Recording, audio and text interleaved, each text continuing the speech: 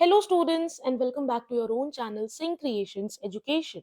अगर आप चाहते हो कि नीट और बोर्ड्स की बायोलॉजी की प्रिपरेशन एक साथ एक ही वीडियो से हो जाए तो आप बिल्कुल सही जगह पर आए हो। इस वीडियो के अंदर हम करने वाले हैं part 2 of our chapter molecular basis of inheritance. NCERT line by line आपको एक्सप्लेन की जाएगी ताकि आप नीट और बोर्ड्स दोनों के लिए प्रॉपरली प्रिपेयर हो जाओ। बिकॉज आप सभी जानते हो, आपने हर एक टीचर से सुना होगा कि नीट एग्जामिनेशन में अगर आपको एक्सेल करना है तो आपको एनसीईआरटी को निग्लेक्ट नहीं करना है। हमारी वन शॉट सीरीज में ऐसे कई चैप्टर्स हैं जो हम कवर कर चुके हैं।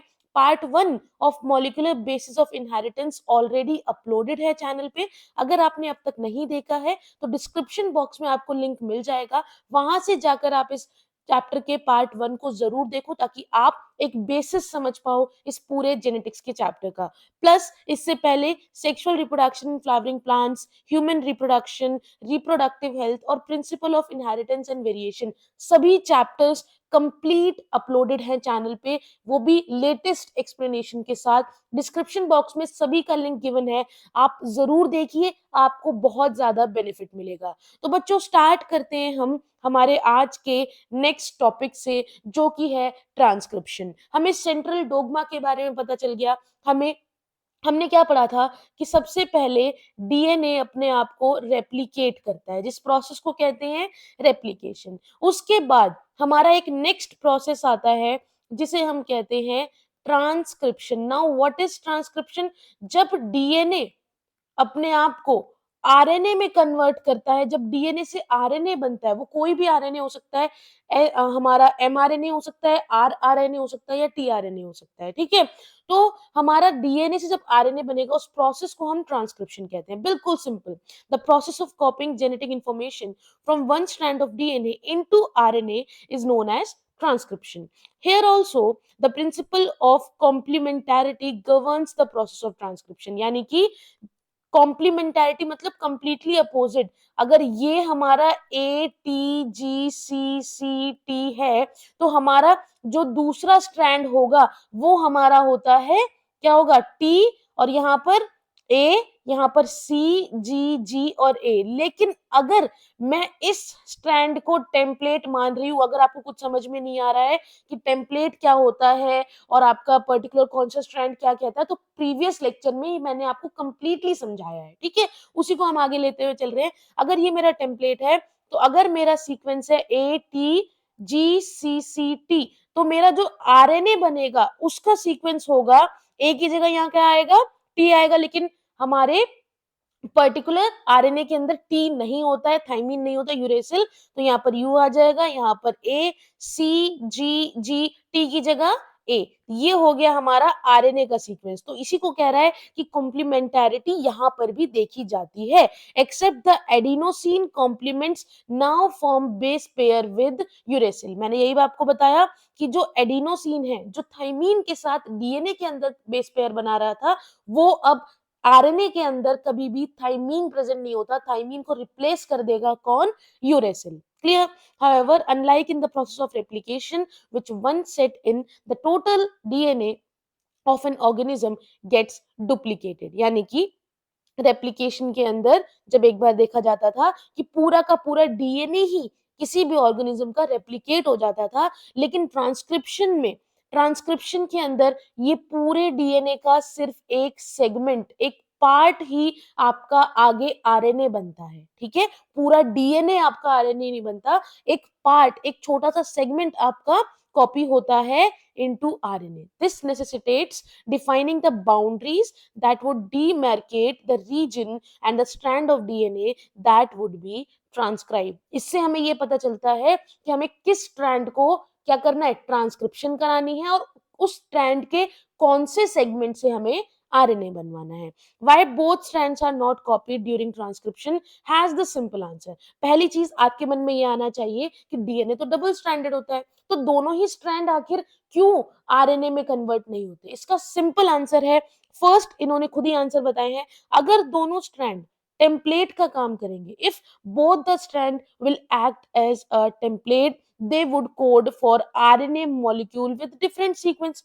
सिंपल है कि अगर दोनों एक आरएनए इससे और एक आरएनए इससे बनाएंगे तो दोनों ही आरएनए का अलग अलग क्या बन जाएगा, सीक्वेंस बन जाएगा, राइट। और फिर ये दोनों आरएनए आपस में कॉम्प्लीमेंटेरिटी शो करेंगे, ठीक है, और एक दूसरे के साथ बॉन्ड बना लेंगे, ठीक है, अपोजिट हुआ तो बॉन्ड बना लेंगे और बॉन्ड बनाने की वजह से हमें मिल जाएगा डबल स्ट्रैंडेड आरएनए, और हमें डबल स्ट्रैंडेड आरएनए नहीं चाहिए होता है, ठीक है। यही चीज यहाँ पर समझाई गई है, the sequence of amino acid in the protein would be different, इसके लिए अलग बनेगा, इसके लिए अलग बनेगा, हेंस सिर्फ एक ही डीएनए के सेगमेंट को कोड किया जाता है for two different protein and this would complicate the genetic information transfer machinery, इसलिए सिर्फ एक ही को आप क्या कर सकते हो, ट्रांसक्राइब कर सकते हो।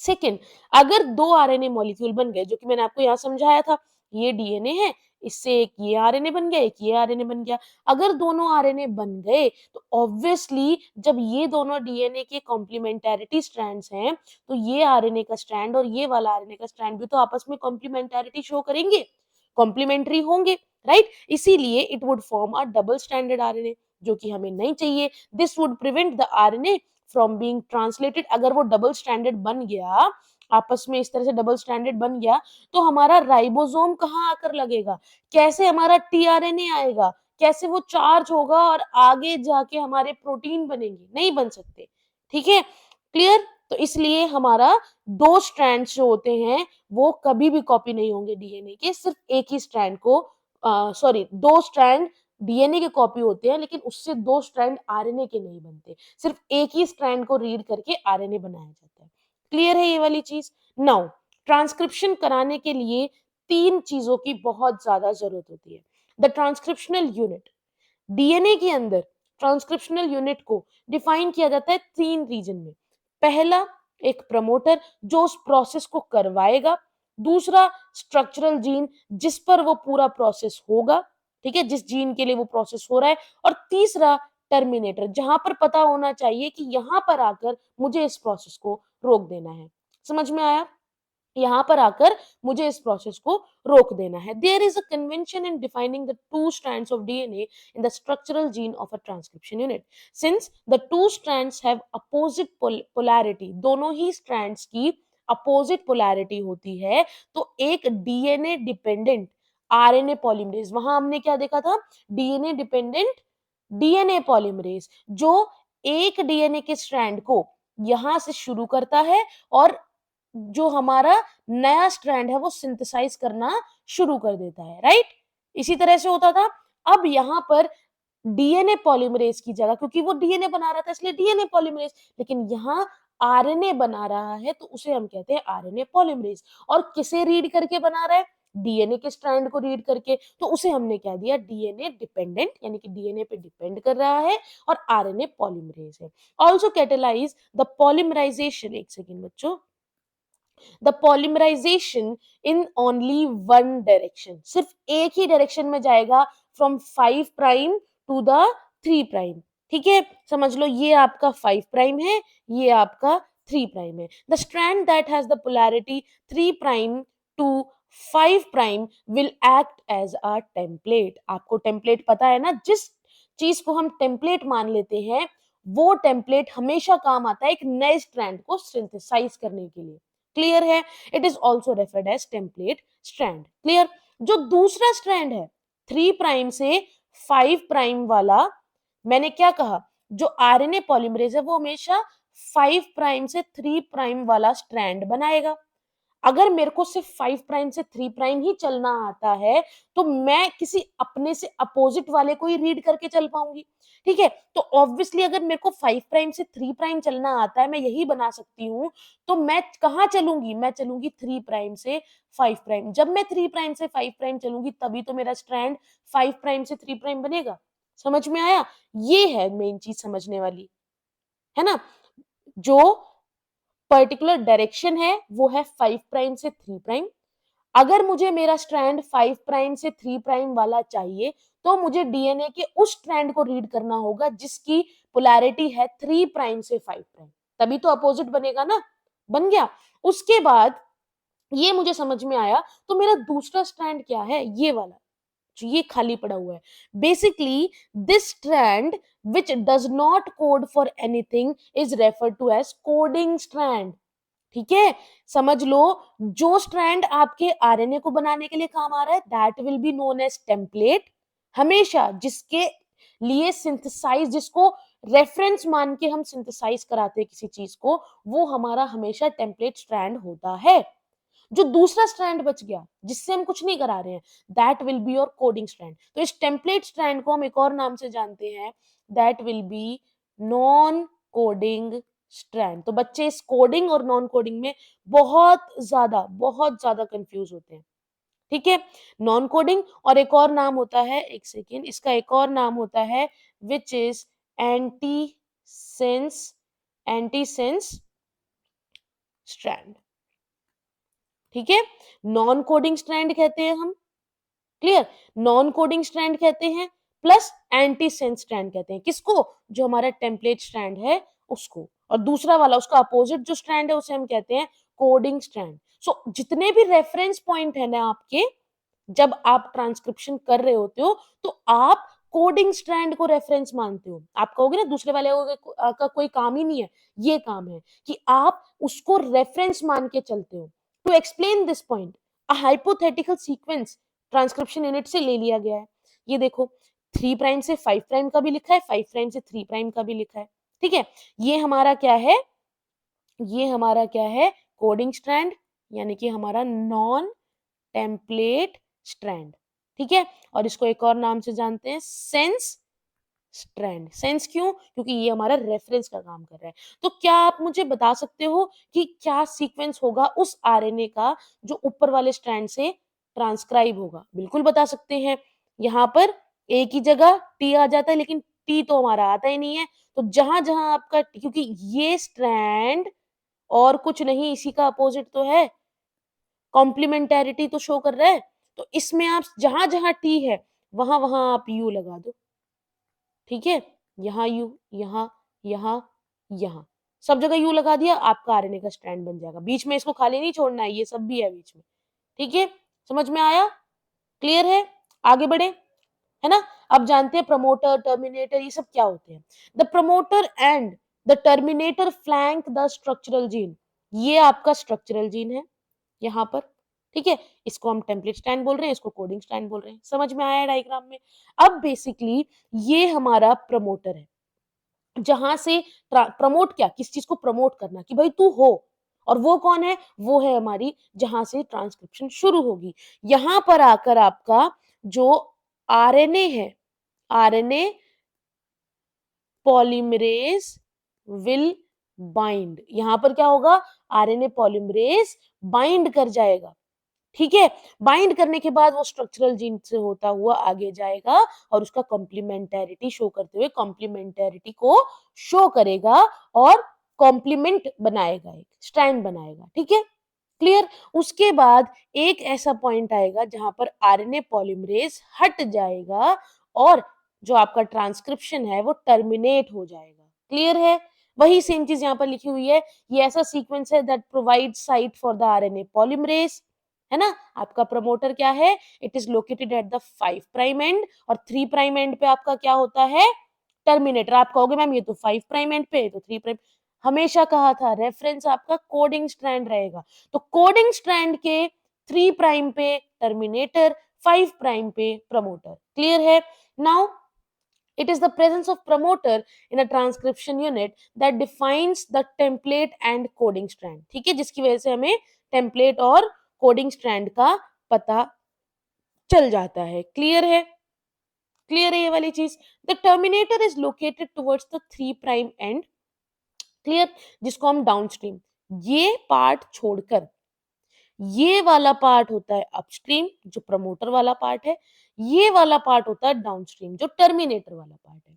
ठीक है, it is usually define the end of the process of transcription. There are additional regulatory sequence that may be present further upstream or downstream to the promoter। यानी कि इसके यहाँ अपस्ट्रीम पे या इसके इधर डाउनस्ट्रीम वाले पोर्शन पे हो सकता है कुछ पर्टिकुलर और सीक्वेंसेस प्रेजेंट हो, Some of the properties of these sequence shall be discussed while dealing with the regulation of gene expression. अब हम एक एक करके समझते जाएंगे बेसिकली ट्रांसक्रिप्शन यूनिट और जीन क्या है. A gene is defined as the functional unit of inheritance. बहुत बेसिक हमें पता है. Though there is no ambiguity that the genes are located on the DNA, यानी कि इसमें कोई दो राहें नहीं है कि जीन जो है वो डीएनए पे ही लोकेट करते हैं. It is difficult to literally define a gene in terms of a DNA sequence. DNA के सीक्वेंस के अकॉर्डिंग किसी जीन के बारे में बताना it is a very difficult process उस टाइम पे. So the DNA sequence coding for tRNA और rRNA molecule also define a gene. समझ में आया? चाहे डीएनए से rRNA बने, mRNA बने या tRNA बने, वो हमेशा जीन ही कहलाएगा. अगर ये डीएनए है, इस डीएनए के इस पार्ट से बन रहा है rRNA, इससे बन रहा है mRNA और इससे बन रहा है tRNA. क्लियर? तब भी इसको भी जीन कहेंगे, इसको भी और इसको भी. क्लियर है? However, by defining a cistron is nothing but a gene, functional gene, जिससे आपका आगे कुछ बन कर दे रहा है. It is a segment of DNA which is coding for polypeptide. The structural gene in a transcription unit could be said as monocistronic. आपको eukaryotes में देखने को मिलती है और या फिर उसे आप पॉलीसिस्ट्रॉनिक कहोगे. मोनोसिस्ट्रॉनिक मतलब जब एक ही चीज के लिए फंक्शन कर रहा है वो, लेकिन पॉलीसिस्ट्रॉनिक जब ज्यादा के लिए, जैसे कि बैक्टीरिया के अंदर, प्रोकैरियोट्स में आपको देखने को मिलता है. In eukaryotes, the monocistronic structural gene have interrupted coding sequence. The genes in eukaryotes are split, अलग अलग कट जाते हैं. The coding sequence और expressed sequence are defined as exons. आपने सुना भी होगा, ये है आपका strand. ठीक है? अब इस strand में जगह जगह पे आपको इस तरह से देखने को मिलेगा. ये आपके इंट्रॉन्स मान लो और ये पार्ट आपका एक्सॉन्स मान लो. तो जो एक्सॉन्स हैं, ठीक है, एक्सॉन वो चीज है जो काम की चीज है, जो वो जीन है जो एक्सप्रेस कर रहे हैं. ठीक है, आरएनए के अंदर एक्सप्रेस हो रहे हैं वो. द एक्सॉन्स, उनको इंटरप्ट करने वाले कुछ बीच में लोग आ जाते हैं, वो है इंट्रॉन्स. क्या आ जाएंगे? These will be introns. तो जो मोनोसिस्ट्रॉनिक है ना, उसमें हम देख पा रहे हैं कि कई चीजें जो इंटरप्ट करती हैं, यानी कि कई सारे जीन आ रहे हैं यहाँ पर, है ना. तो इन इंट्रॉन्स को हटाया जाता है, इन्हें काट दिया जाता है, जिससे प्रोसेस को कहते हैं स्प्लाइसिंग. स्प्लिट कर देते हैं जीन को. Further complicates the definition of a gene in terms of a DNA segment. इसीलिए यहाँ पर इस चीज को थोड़ा कॉम्प्लिकेट प्रोसेस कहा गया है. ये सिर्फ यूकेरियोट्स में होता है, प्रोकैरियोट्स में ऐसा इंट्रॉन एक्सॉन वाला सिस्टम नहीं है. Inheritance of a character is also affected by promoter and regulatory sequence of a structural gene. कि कोई कैरेक्टर आपके पेरेंट्स से आप में आ रहा है नहीं आ रहा है, वो अफेक्ट होता है कि प्रमोटर कौन सा है, कैसे काम कर रहा है, और जो पर्टिकुलर आपकी बॉडी, आपके पेरेंट्स की बॉडी के अंदर वो स्ट्रक्चरल जीन है, वो कैसे रेगुलेट हो रहा है आपकी बॉडी के अंदर, उसका एक्सप्रेशन हो रहा है या नहीं हो रहा है. Right? Hence, sometimes the regulatory sequence are loosely defined as regulatory gene, even though these sequence do not code for any RNA और प्रोटीन. कहना चाहता है कि कई बार ऐसे कुछ रेगुलेटरी जीन्स होते हैं जो खुद को आरएनए या प्रोटीन में कन्वर्ट नहीं करते हैं, बट वो जरूरी होते हैं किसी भी प्रोसेस को रेगुलेट करने के लिए, कि उस पर्टिकुलर जीन को आपको, उस पर्टिकुलर सीक्वेंस को आपको एक्सप्रेस कराना है या नहीं कराना है. ठीक है, अब हम बात करेंगे बेसिकली ये वाला जो पार्ट है ना, ये बात कर रहा है ये लैक ओपेरॉन की. किसकी बात कर रहा है? लैक ओपेरॉन की बात कर रहा है. ठीक है, कि भाई वो प्रेजेंट है लैक जीन, और वो ये देखते हैं कि भाई इसके प्रेजेंट होने से क्या पर्टिकुलर जीन एक्सप्रेस हो रहा है, क्या नहीं हो रहा है. लैक ओपेरॉन में आपने देखा है ना, वो टर्न ऑन भी हो जाता है, टर्न ऑफ भी हो जाता है. राइट? अब हम आगे चलेंगे. The types of RNA and the process of transcription. Types of RNA, कितने टाइप के आरएनए होते हैं, और ट्रांसक्रिप्शन का प्रोसेस कैसे होता है. मोस्ट इजीएस्ट ये वाला आपका टॉपिक होने वाला है, आप अगर इसको बहुत ध्यान से सुनोगे तो. ठीक है, इन बैक्टीरिया 3 मेजर टाइप के आपको आरएनए देखने को मिलते हैं। पहला एमआरएनए जिसे मैसेंजर आरएनए कहते हैं, दूसरा टीआरएनए जिसे ट्रांसफर आरएनए कहते हैं और तीसरा है आरआरएनए जिसको राइबोसोमल आरएनए कहते हैं। ठीक है, all three are needed to synthesise a protein in a cell. अगर हमें एक आरएनए से प्रोटीन बनाना है तो आप कभी नहीं कह सकते कि सिर्फ आरएनए प्रेजेंट होगा। बेसिकली ये एमआरएनए होता है जिसको हमारा राइबोसोमल आरएनए राइबोसोम रीड करता है और टीआरएनए अमाइनो एसिड ला करके जोड़ता है जिससे एक पॉलीपेप्टाइड चेन बनती है और इसी पॉलीपेप्टाइड चेन को हम कहते हैं प्रोटीन। समझ में आया कैसे तीनों अपना अपना रोल प्ले करते हैं। All three RNAs are needed to synthesise a protein in a cell. जो एमआरएनए है ना वो एक टेम्पलेट का काम करता है। एमआरएनए एक टेम्पलेट का काम करता है जिस पर टीआरएनए अमाइनो एसिड लेकर आता है और जेनेटिक कोड को रीड करता है। क्या कहना चाहता है कि देखो ये आपका एमआरएनए है, ये आपका एमआरएनए है। ठीक है, ये मेरा टीआरएनए है, समझ लो ये नीचे वाला पार्ट बना रही हूं मैं। यहां पर मेरा है हमारा समझ लो ए जी जी। ठीक है, तो इसके कॉम्प्लीमेंटरिटी को देखते हुए जो टीआरएनए है वो कोड को रीड करेगा और उसी के अकॉर्डिंग वो एक अमाइनो एसिड लेकर के आएगा, है ना। क्लियर है। और ये हमारा 3 प्राइम है, ये 5 प्राइम है। यहां पर जब वो लेकर आएगा तो क्या होगा, एक पर्टिकुलर पॉलीपेप्टाइड चेन बननी शुरू हो जाएगी। ये पूरा प्रोसेस आगे बहुत डिटेल में एक्सप्लेन है, मैं सिंपल आपको बता रही हूँ इन्होंने क्या लिखा हुआ है। और जो आर आर एन ए है ना, यहाँ पर जो आर आर एन ए है, it plays structural and catalytical role during translation.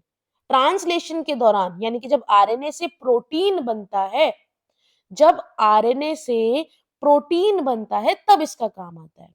ठीक है, there is a single DNA dependent RNA polymerase that catalyse the transcription of all types of RNA in bacteria.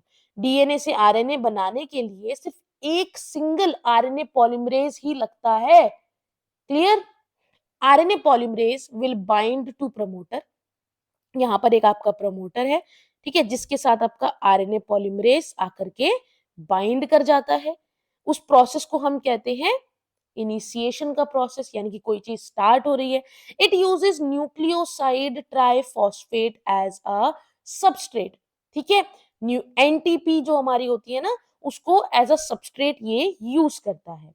उसके बाद आप यहाँ पर देखो, एक चीज आपको बताना चाहूंगी वो ये है कि आपका ये एक आरएनए पॉलीमरेज एक एंजाइम है। ठीक है, आरएनए पॉलीमरेज एक एंजाइम है। उस एंजाइम के अंदर आपको अल्फा 2, बीटा, बीटा डैश और ओमेगा ये आपको मिलते हैं। लेकिन जब इसके अंदर आपका एक सिग्मा भी आकर के लग जाता है तो पता चलता है डीएनए के स्ट्रैंड को कि भाई अब मुझे आरएनए बनाना है। इस इसको हम कहते हैं कोर एंजाइम, आरएनए पॉलीमरेज जो कि है हमारा, और ये पूरा मिलाकर कहते हैं होलो एंजाइम। क्या कहते हैं, होलो एंजाइम। कोर एंजाइम और होलो एंजाइम का सिस्टम समझ में आया। बेसिकली सिग्मा फैक्टर सिर्फ इसलिए आता है कि आरएनए पॉलीमरेज को डायरेक्ट करता है कि भाई अब तुम्हें इनिशिएट करना है। ठीक है, जैसे ही वो इनिशिएट हो जाएगा, जो हमारा स्ट्रैंड है डीएनए का वो खुलना शुरू हो जाएगा। हेलिकेज की मदद से खुलता है, ये याद रखना। खुल गया। प्रमोटर किसी एक स्ट्रैंड के लिए क्या बनाना शुरू कर देगा, नया स्ट्रैंड सिंथेसाइज। ये देखो, एक स्ट्रैंड के लिए नया स्ट्रैंड यहाँ से सिंथेसाइज होना शुरू हुआ और बाहर निकलता गया। जैसे जैसे ये बनाता जाएगा इसके लिए, वैसे वैसे ये आगे और खुलता जाएगा और लंबा आरएनए बनता जाएगा। जैसे ही ये प्रोसेस कवर हो जाएगा, कंप्लीट हो जाएगा, तब क्या होगा, तब हमारा आरएनए पॉलीमरेज जो होलो एंजाइम था जिसके अंदर सिग्मा फैक्टर भी था, वो सिग्मा फैक्टर इलोंगेशन के दौरान, क्योंकि उसका काम सिर्फ शुरू करवाने का था, वो इलोंगेशन के दौरान निकल जाएगा और सिर्फ आरएनए पॉलीमरेज ही काम करता है। लेकिन जब प्रोसेस कंप्लीट होने वाला होता है, बिल्कुल कंप्लीट होना है, अब पता है कि आगे कुछ नहीं है, अब मुझे रुकना है, तो टर्मिनेट करना पड़ेगा। टर्मिनेट करने के लिए एक और भाई साहब की जरूरत पड़ती है, वो है रो फैक्टर। जब रो फैक्टर आके आरएनए पॉलीमरेज के साथ लग जाएगा तो वो टर्मिनेट हो जाएगा प्रोसेस, सिंपल, यही लिखा हुआ है, ठीक है। somehow facilitate opening of the helix and continuous elongation, somehow नहीं भाई, एक एंजाइम लगता है जिसे कहते हैं हेलिकेज। कौन सा एंजाइम है? Helicase. Only a short stretch of RNA remains bound to the enzyme, जो बनता जाता है वो निकलता जाता है, एंजाइम से सिर्फ छोटा सा पार्ट ही जुड़ा रहता है। Once the polymerase reaches the terminator region, जैसे ही पॉलीमरेज टर्मिनेशन वाले रीजन पे आएगा कि यहाँ पर खत्म करना है, एक जो आरएनए है, जो नया आरएनए है वो गिर जाता है, फॉल ऑफ हो जाता है, so also the RNA polymerase भी गिर जाएगा।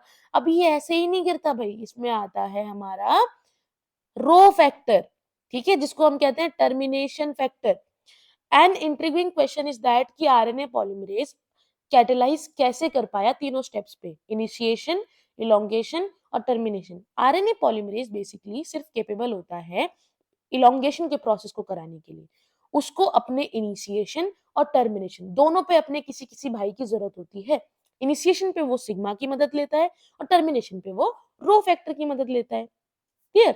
Now association with these factor जब इनसे मिल जाता है तो जो आपके आरएनए पॉलीमरेज है उसकी स्पेसिफिसिटी बढ़ जाती है, या तो इनिशिएट करने की, और अगर टर्मिनेटर फैक्टर आके लग रहा है तो टर्मिनेट करने की। बैक्टीरिया के अंदर क्योंकि एमआरएनए को किसी भी प्रोसेसिंग की जरूरत नहीं है एक्टिव बनने के लिए, एंड ऑल्सो सिंस ट्रांसक्रिप्शन और ट्रांसलेशन सेम टाइम पे होते हैं।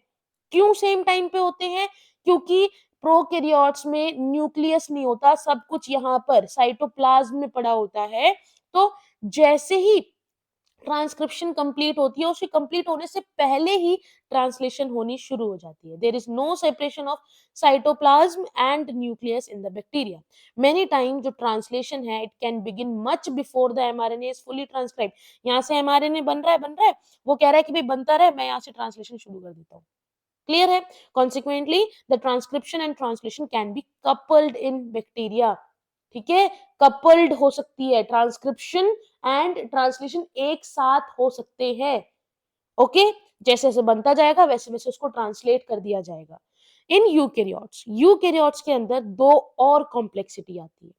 प्रोकैरियोट्स का समझ में आ गया, वो क्या है? वो बेसिकली ये है that in eukaryotes there are two additional complexity. First is there are at least 3 RNA polymerase in the nucleus. RNA polymerase भाई जो एक जो पाया जा रहा था, अब यूकेरियोट्स में 3 टाइप के आरएनए पॉलीमरेज पाए जा रहे हैं न्यूक्लियस में। यहाँ पर basically there is a clear cut division of labour कि भाई कोई एक ही काम ना करे, एक ही सारा काम ना करे, लोगों में बोलते हैं ना एक से भले दो, तो लोगों में बांट दिया गया काम। जो आरएनए पॉलीमरेज 1 है वो ट्रांसक्रिप्शन करता है आर आरएनए का। किसका ट्रांसक्रिप्शन करता है? आर आरएनए, जिसमें 28 एस सब यूनिट, 18 सब यूनिट और 5.8 सब यूनिट। जबकि RNA polymerase 3 is responsible for transcription of tRNA, 5 एसआरआरएनए, उसके बाद एसएनआरएनए जिसको स्मॉल न्यूक्लियर आरएनए आप कहते हो, और जो आपका आरएनए पॉलीमरेज 2 है वो ट्रांसक्राइब करता है precursor of mRNA.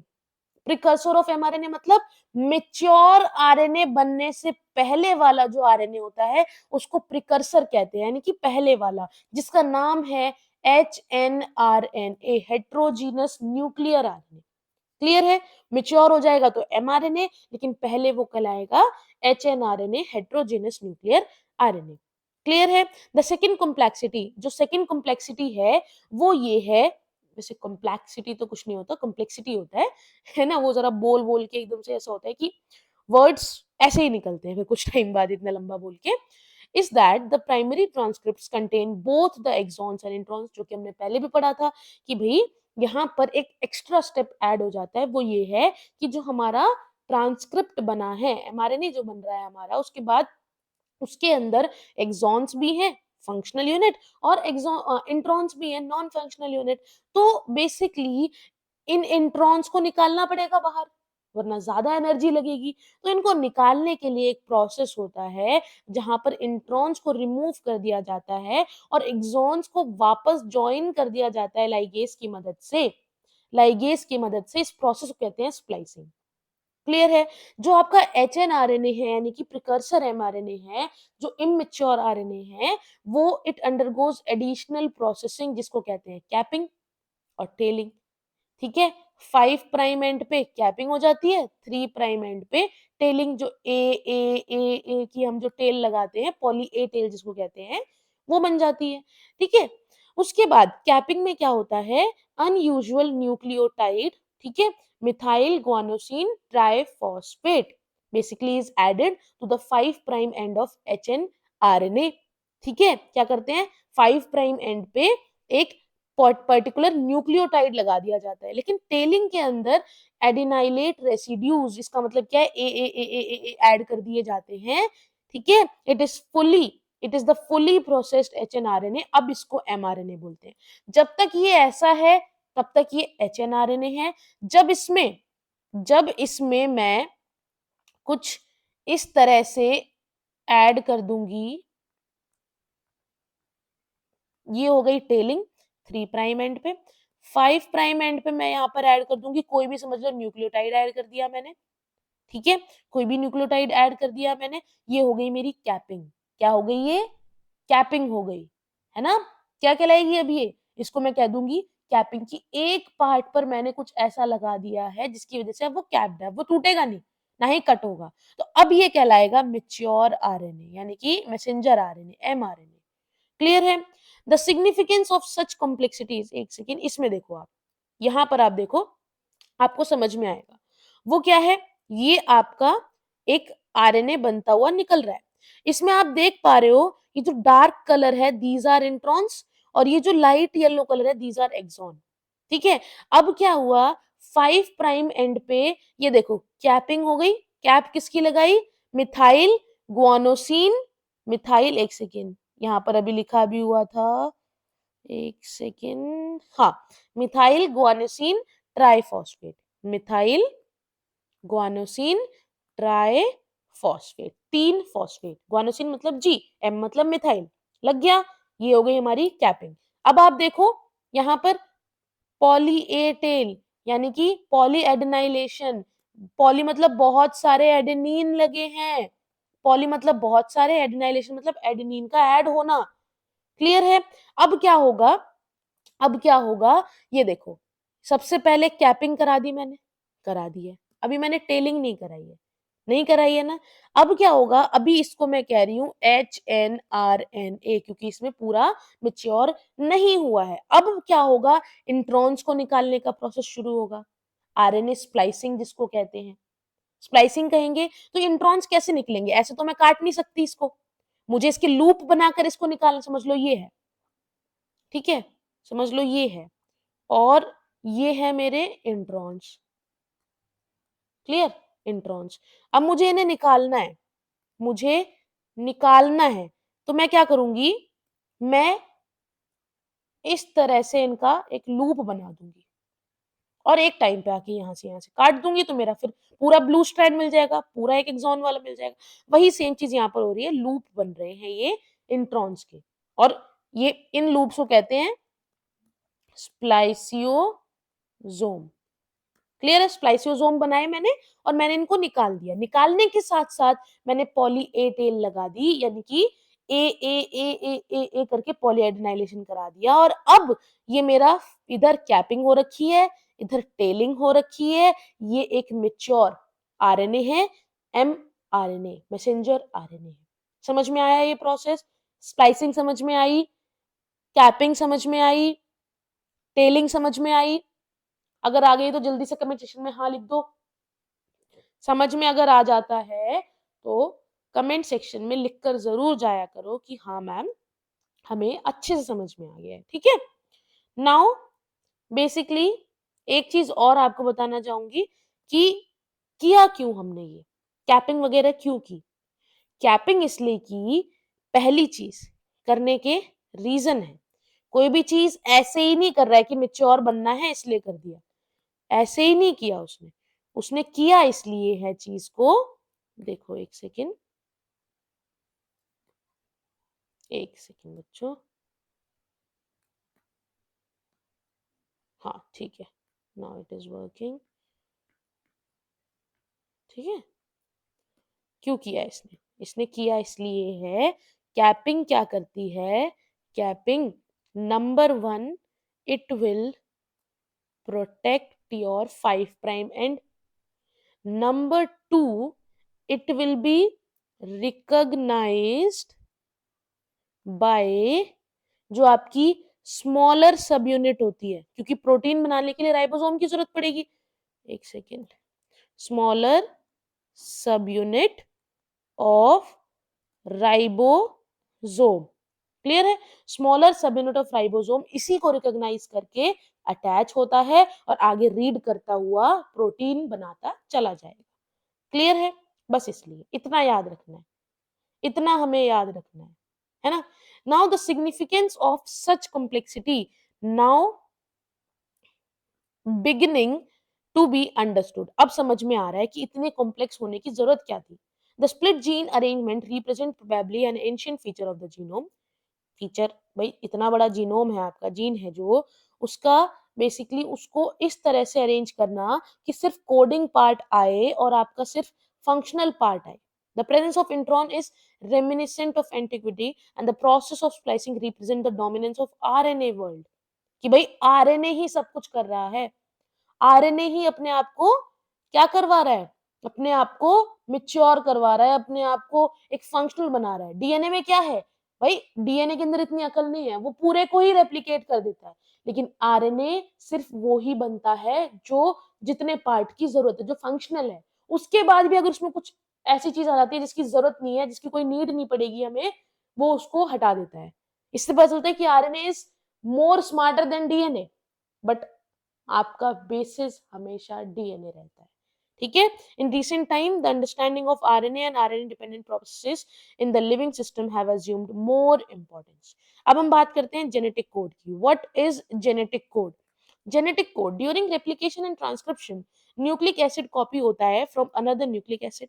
Hence in processes को which are easy to conceptualize on the basis of complementarity, कॉम्प्लीमेंटैरिटी पे अगर देखा जाए तो इनका कंसेप्ट समझना बहुत इजी है।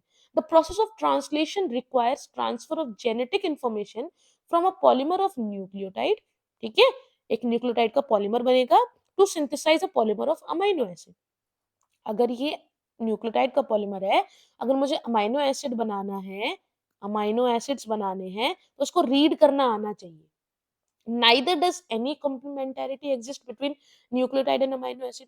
कोई complementarity नहीं होती। ये नहीं होता कि अगर न्यूक्लियोटाइड ATC है तो ऊपर हमारा T और A और क्या, सॉरी T नहीं होगा, U होगा, UA और हमारा G होगा, ऐसा कुछ नहीं है। ठीक है? Now nor could be drawn theoretically, there existed ample evidence, बहुत सारे एविडेंस थे दो to support the notion that change in nucleic acid यानी कि genetic material were responsible for change in amino acid in protein।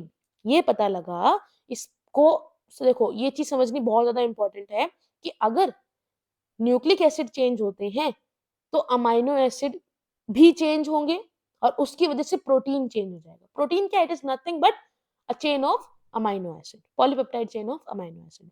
This led to the proposition of a genetic code that could direct the sequence of amino acid during synthesis of protein। ये समझना इसलिए जरूरी हो गया था क्योंकि अगर DNA के न्यूक्लिक एसिड के अंदर यानी कि चाहे वो आरएनए हो चाहे डीएनए हो, अगर उसके अंदर कोई भी चेंज आता है, कोई भी चेंज आएगा तो अमाइनो एसिड के सीक्वेंस में भी चेंज आएगा और उसमें चेंज आया तो प्रोटीन गलत बन जाएगा। इसीलिए जेनेटिक कोड के सीक्वेंस को जानना बहुत ज्यादा जरूरी हो गया था, क्योंकि अगर वो पता होगा तभी हम अमाइनो एसिड का सीक्वेंस पता कर पाएंगे और उससे प्रोटीन बना पाएंगे, right? If determining the biochemical nature of genetic material and the structure of DNA was very exciting, कि भाई उसका बायोकेमिकल नेचर जानना और प्लस क्या डीएनए का स्ट्रक्चर है वो बहुत एक्साइटिंग था। तो उसकी डेसिफरिंग करना, जेनेटिक कोड की डेसिफरिंग करना कि भाई कहाँ पर कौन सा जेनेटिक कोड है, कैसा है, वो भी बहुत ज्यादा चैलेंजिंग था। In a very true sense it required involvement of scientists from several discipline। सिर्फ बायोलॉजिस्ट ने नहीं करा था, physicist, organic chemist, biochemist, geneticist, इन सब का काम मिला करके आपको एक जेनेटिक कोड के बारे में पता चला। इट वॉज जॉर्ज गेमो, जो कि एक फिजिसिस्ट थे, who argued that since there are only 4 bases, क्योंकि सिर्फ 4 ही बेसिस हैं। कौन से बेसिस है हमारे पास? ए, टी, जी, सी, ये 4 बेसिस है हमारे पास, राइट? 4 बेसिस है हमारे पास।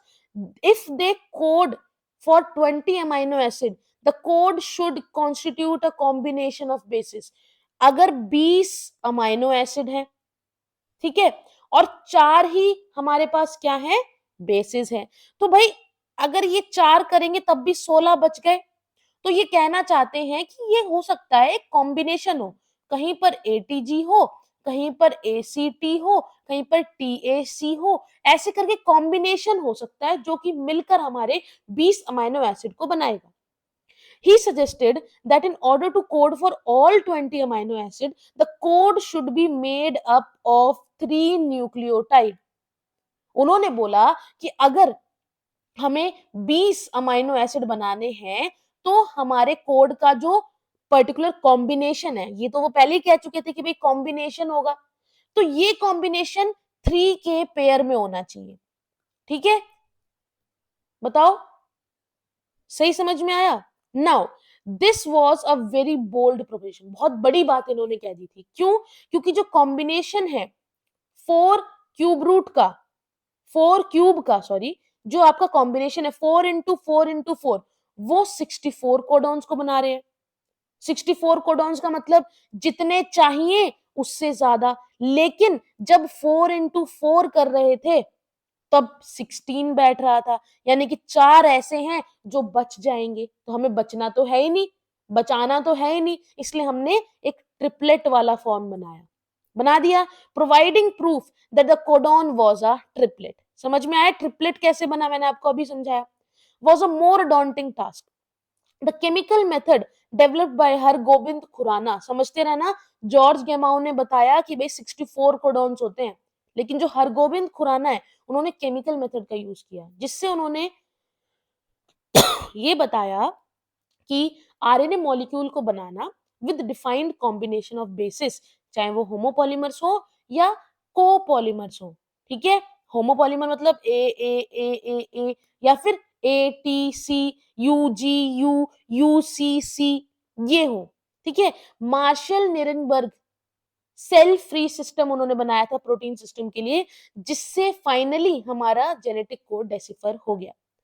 ओकोआ जो थे हमारे, सिवेरो Ochoa enzyme polynucleotide phosphorylases was also helpful in polymerizing RNA with defined sequence in a template independent manner। Template की जरूरत ही नहीं है, इन्होंने कहा आप टेम्पलेट से बना रहे हो ना, मैं बिना टेम्पलेट के बना दूंगा।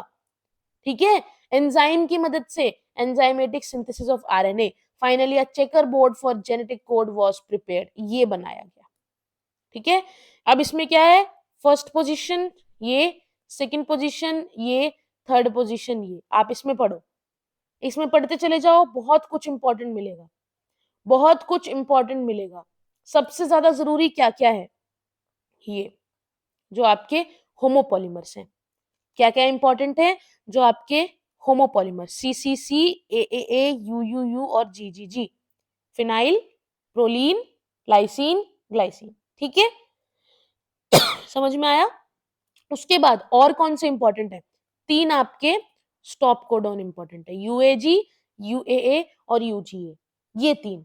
ट्रिप्टोफैन, यूजीजी एक ही आपको मिलेगा, इसलिए ज्यादा इंपॉर्टेंट है। एयूजी स्टार्ट कोडॉन, मिथ्योनीन बहुत ज्यादा इंपॉर्टेंट है। क्लियर है? कोई कंफ्यूजन? अगर कोई कंफ्यूजन है पूछ लो, लेकिन इसमें आपको याद, ये जरूर याद है, बाकी याद रखो ना रखो, जो मैंने हाईलाइट कर दिए ये मोस्ट इंपॉर्टेंट है। स्टार्ट स्टॉप कोडॉन पता होना चाहिए, होमोपॉलीमर्स आपको पता होने चाहिए। Clear? Silent feature of genetic code बहुत इंपॉर्टेंट है। साइलेंट फीचर क्या है? कोडॉन ट्रिपलेट होता है। 61 कोडॉन तो अमाइनो एसिड बनाएंगे, लेकिन मैंने क्या कहा, 3 ऐसे भी बच जाते हैं जिनका काम ही नहीं है, they do not code for amino acid, इसलिए इन्हें स्टॉप कोडॉन कहते हैं, कि जब ये आ जाएंगे किसी सीक्वेंस में तो वो प्रोसेस वहीं की वहीं रुक जाएगा, आगे नहीं बढ़ेगा। कुछ अमाइनो एसिड जो होते हैं वो कोड होते हैं बाय मोर देन 1 कोडॉन, 333, ये तीनों मिलके एक अमाइनो एसिड बनाएंगे, ठीक है, हेंस वो कोड डीजनरेट कहलाएगा। The codon is read in mRNA in a contagious fashion, there are no punctuation. ऐसे नहीं होता एक साथ पढ़ लिया, तीन तीन तीन तीन तीन के उसमें ही पढ़ा जाता है। कोड यूनिवर्सल है, for example from bacteria to human, U U U हमेशा फिनाइल एलेनिन के लिए ही कोड करेगा। कुछ एक्सेप्शन भी है, माइटोकॉन्ड्रियल कोडॉन्स के लिए, प्रोटोजोअन के लिए, एक्सेप्शन जरूर याद रखना, लेकिन ये याद रखना कि यू यू यू जो आपका कोडॉन है वो कोड करेगा हमेशा फिनाइल एलेनिन के लिए। एयूजी देखो, ये आपका हो गया। एयूजी की अगर मैं बात करूं तो इसके दो फंक्शन होते हैं, एक तो ये मिथ्योनिन के लिए कोड करता है, इंपॉर्टेंट, और ये एक स्टार्ट कोडॉन यानी कि इनिशिएटर कोडॉन का भी काम करेगा। अगर इनिशिएटर है तो टर्मिनेटर भी होना चाहिए, जो रोके वो है यूएए, यूएजी एंड यूजीए। क्लियर है? दीज आर स्टॉप कोडॉन यानी कि terminator codon. If following is the sequence of nucleotides in mRNA, predict the sequence of amino acid coded by it. क्या होगा? कौन सा पर्टिकुलर ये यहां पर बना लेगा? बिल्कुल सही है। AUG क्या है? मिथियोनिन। एक सेकेंड बच्चों,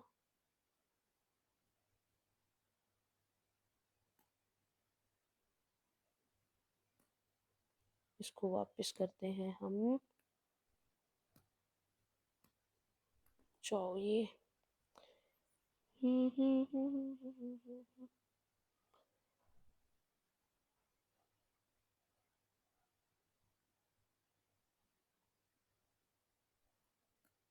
ठीक है, यहां पर आ गया मिथ्योनिन। ये हमारा यू यू यू किसके लिए जाता था? फिनाइल एलेनिन के लिए। ये हमारा यू यू यू सी किसके लिए? फिनाइल एलेनिन के लिए। U U C phenylalanine, U U U phenylalanine, U U U phenylalanine, और लास्ट वाला भी फिनाइल एलेनिन। ठीक है, समझ में आ गया कि क्या आपका पर्टिकुलर सीक्वेंस बनेगा अमाइनो एसिड का। अब हम बात करते हैं म्यूटेशन और जेनेटिक कोड की। जेनेटिक कोड को पढ़ने के टाइम पे अगर कोई म्यूटेशन हो गई, आगे पीछे हो गया कोई सीक्वेंस, तो क्या होगा? द रिलेशनशिप basically एक second, the relationship between genes and DNA are best understood by mutation. You have studied about mutation and its effect in chapter number 5. मैंने पहले भी आपको पढ़ाया है ना, म्यूटेशन कैसे होती है। इफेक्ट्स ऑफ लार्ज डिलीशन, अगर ज्यादा अमाउंट में डिलीट हो जाते हैं तो उसकी वजह से रीअरेंजमेंट होती है किसी भी डीएनए में, which are easy to comprehend. It में रिजल्ट इन लॉस और gain of a gene, so as a function. या तो कोई जीन हट जाएगा, अगर एक्स्ट्रा ऐड हो रहा है तो इंसर्शन है तो वो ऐड हो जाएगा, जिसकी वजह से कहीं ना कहीं फंक्शन चेंज हो जाएगा। The effect of a point mutation, पूरे के पूरे सीक्वेंस में सिर्फ यहां पर म्यूटेशन हुई है, एक जगह पर म्यूटेशन हुई है, सिंगल बेस पेयर में। ठीक है, result of a point mutation is a change of single base pair in a gene for beta globin chain that result in a change of amino acid residue glutamate to valine। क्या कहना चाहता है कि भाई beta globin chain के अंदर सिर्फ एक पर्टिकुलर बेस पेयर में चेंज आ जाता है। एग्जाम्पल दे रहा है, सिकल सेल एनीमिया का। कैसे बता रहा है एग्जाम्पल? भाई ये एग्जाम्पल ऐसे बता रहा है कि सिकल सेल एनीमिया में बेसिकली बनना चाहिए ग्लूटामेट, लेकिन एक म्यूटेशन की वजह से बीटा ग्लोबिन जो चेन होती है उसमें एक सिंगल बेस पेयर चेंज हो जाता है। वो सिंगल बेस पेयर चेंज होने की वजह से कोडॉन अलग बनेगा, कोडॉन अलग बनेगा तो रीड अलग होगा, रीड अलग होगा तो अमाइनो एसिड अलग बनेगा, तो ग्लूटामेट की जगह वैलिन बन जाता है, जिसकी वजह से एक डिजीज्ड कंडीशन कॉज हो जाती है जिसे हम कहते हैं sickle cell anaemia. Effect of point mutation that insert or delete a base in structural gene can be better understood by following example. Ram has red cap, Ram के पास रेड कैप थी, अगर हम इसके बीच में एक बी लेटर इंसर्ट कर देते हैं तो हमारा हैज और रेड के बीच में, इनके बीच में, और फिर उसको हम तीन तीन की तरह से रीड करें तो राम भी सेम रहेगा, हैज भी सेम रहेगा, लेकिन यहां पर अब बी ऐड हो गया है। तो देखो, क्या ये एक अच्छा सेंटेंस लग रहा है? क्या आप इसको समझ पा रहे हो, पढ़ पा रहे हो? नहीं, तो ये चेंज हो गया। Similarly if we insert two letter at the same place, now it would read कुछ ऐसा, राम हैज बीर ईडीसी के। नहीं। लेकिन जब मैं 3 लेटर इसके अंदर इंसर्ट कर दूंगी तो सब सेम रहेगा, बस एक अलग आ गया, जिसकी वजह से एक स्टेटमेंट हम पढ़ पा रहे हैं, फंक्शन उसका पता चल रहा है हमें।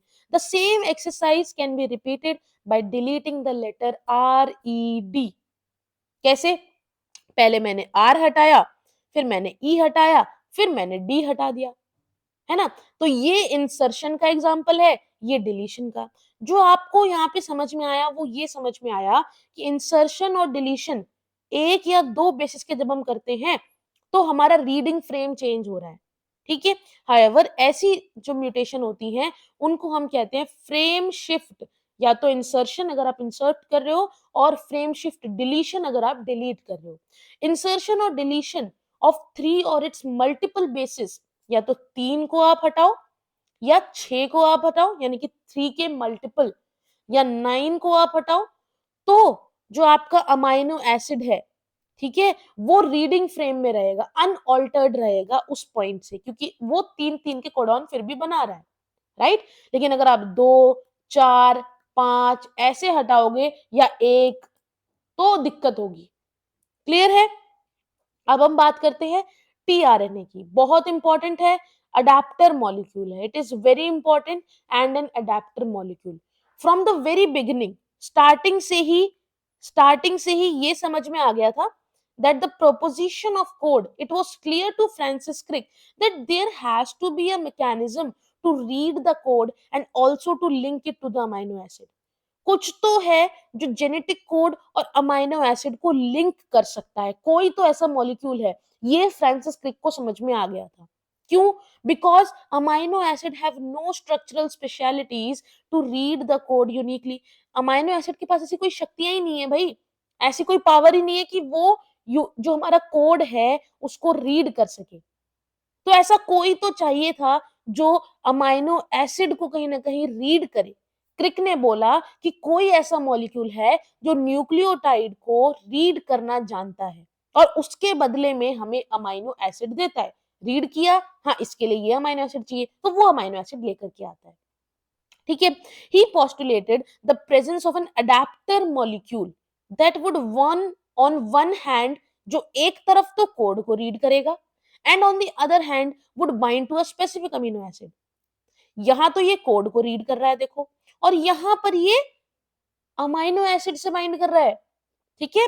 उसको उसने कहा टीआरएनए। द टीआरएनए, जिसको पहले कहते थे एसआरएनए यानी कि सॉल्यूबल आरएनए। टीआरएनए को हम सॉल्यूबल आरएनए भी कहते थे पहले, बिकॉज ये सॉल्यूबल है किसमें? It is soluble in, it is soluble in 1 molar NaCl, ठीक है। 1 मोलर NaCl में ये के सॉल्यूशन में ये सॉल्यूबल है। Clear? Now however its role was as an adapter molecule was assigned much later। पता चल गया था कि टीआरएनए है जो एक तरफ से कोड को रीड करता है और दूसरी तरफ से अमीनो एसिड को अपने आप से अटैच करता है, ठीक है। अब इसके बारे में काम एक्चुअल में क्या कर रहा है वो काफी बाद में पता चला। तो अब हम इसको पढ़ते हैं। टीआरएनए के पास एक एंटीकोडॉन लूप होता है, क्लियर है? TRNA has a anticodon loop that has basis complementary to the code। Complementary bases है जो कि कोड के साथ कॉम्प्लीमेंट, ये रहा, ये देखो, ये है एक लूप, ये आपका एंटीकोडॉन है, ये कोडॉन है। कोडॉन के कॉम्प्लीमेंट्री जो आपके ट्रिपलेट कोड है वो हमारा इसके पास है, तो कोडॉन का अपोजिट एंटीकोडॉन हो गया। It also has a amino acid acceptor and, ये रहा, जहां पर वो अमाइनो एसिड को एक्सेप्ट करता है 3 प्राइम एंड पे, to which it binds to the amino acid। tRNA are specific for each amino acid। ऐसा नहीं है एक ही के ऊपर सारे लगते जाएंगे, हर tRNA हर अमीनो एसिड के लिए अलग है, स्पेसिफिक है। For initiation there is another specific tRNA that is referred to as initiator tRNA।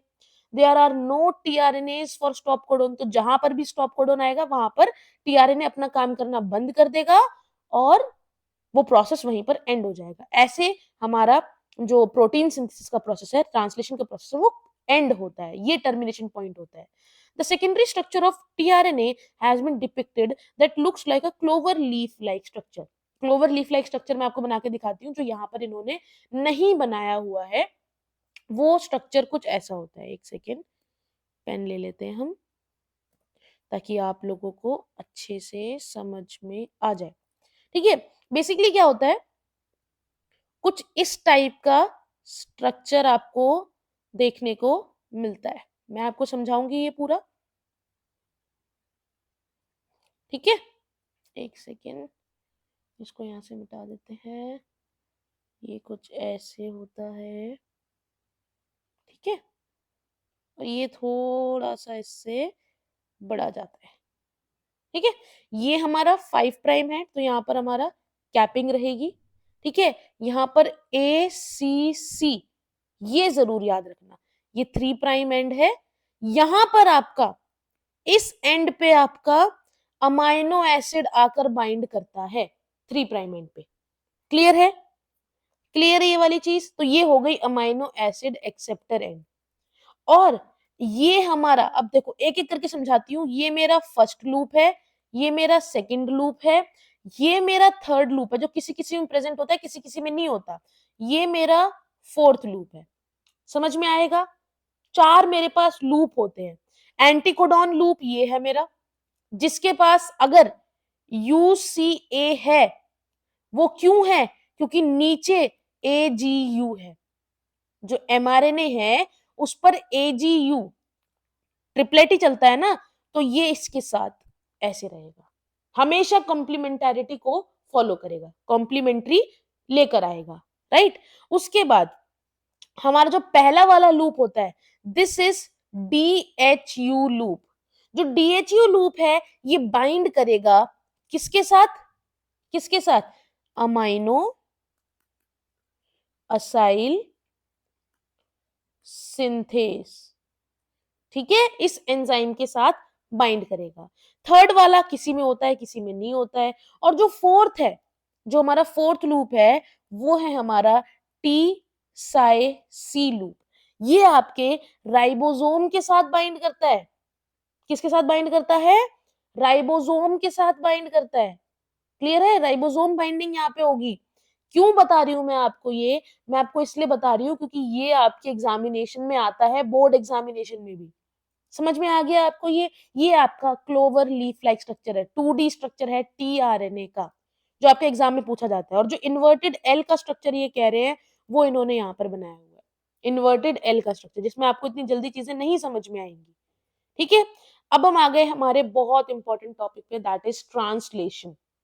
Translation refers to the process of polymerisation of amino acid, यानी कि अमाइनो एसिड का पॉलीमर बनाना, chain बनाना, टू फॉर्म अ पॉलीपेप्टाइड। एक chain मतलब polypeptides बनाना। The order and sequence of amino acid are defined by a sequence of bases in the mRNA. Amino acid का क्या सीक्वेंस होगा, किस ऑर्डर में प्रेजेंट होंगे, वो डिपेंड करता है कि जो एमआरएनए है उसके अंदर बेसिस का क्या सीक्वेंस रहा है, ठीक है। क्लियर है? The amino acid are joined by a bond which is known as peptide bond. एक अमाइनो एसिड दूसरे से जुड़ा हुआ होता है बाय अ पेप्टाइड बॉन्ड, इसीलिए इस चेन को कहते हैं, जब बहुत सारे अमाइनो एसिड आपस में जुड़ते हैं, इस चेन को कहते हैं पॉलीपेप्टाइड चेन। क्यों? बहुत सारे अमाइनो एसिड हैं, हर एक अमाइनो एसिड एक दूसरे से कनेक्टेड है विद अ पेप्टाइड बॉन्ड। इतने सारे पेप्टाइड बॉन्ड आ रहे हैं, पॉलीपेप्टाइड बॉन्ड वाली पॉलीपेप्टाइड चेन बोल दिया। Formation of a peptide bond require energy. अब बेसिकली क्या होता है कि पेप्टाइड बॉन्ड बनाने के लिए आपको कोई एनर्जी की जरूरत नहीं है। Formation of a peptide bond require energy इसलिए कह रहा है कि ये जो पॉलीपेप्टाइड की चेन बनेगी ना, ये इसको बनाने के लिए एनर्जी चाहिए। लेकिन आपको बता देती हूँ, आपको ऐसे समझ में आएगा। ये समझ लो अमाइनो एसिड है, ये बन रहा है, क्या बन रहा है ये? Peptide bond. इसको अगर मुझे देखूं मैं कि एक अमाइनो एसिड से दूसरा अमाइनो एसिड जब जुड़ रहा है, वो जुड़ रहा है पेप्टाइड बॉन्ड से, इसमें कोई एनर्जी नहीं चाहिए। लेकिन जब ये एक लंबी सी चेन बन रही है ना, एक जुड़ गया, दूसरा जुड़ गया, तीसरा जुड़ गया, इन सबको आपस में जोड़े रखने के लिए एनर्जी की जरूरत होती है। इसलिए कह रहा है कि peptide bond require energy. Therefore Therefore, in the first phase itself, amino acid पहले फेज में ही कह रहा है that the amino acid are activated in the presence of ATP and linked to their cognate tRNA. ठीक है, ये जो देख रहे हो ना, यहां से ये अमाइनो एसिड आकर के लिंक हो जाती है. This process is commonly called as charging of tRNA. समझ में आया? अमाइनो एसाइलेशन भी बोल सकते हो, यानी कि अमाइनो एसिड आकर के लगा हुआ है, या फिर चार्जिंग ऑफ टीआरएनए कह सकते हो, क्योंकि अब पूरी तरह से जैसे गन लोड होती है ना, वैसे टीआरएनए लोडेड है और वो उस अमाइनो एसिड से आपकी पॉलीपेप्टाइड चेन बना देगा.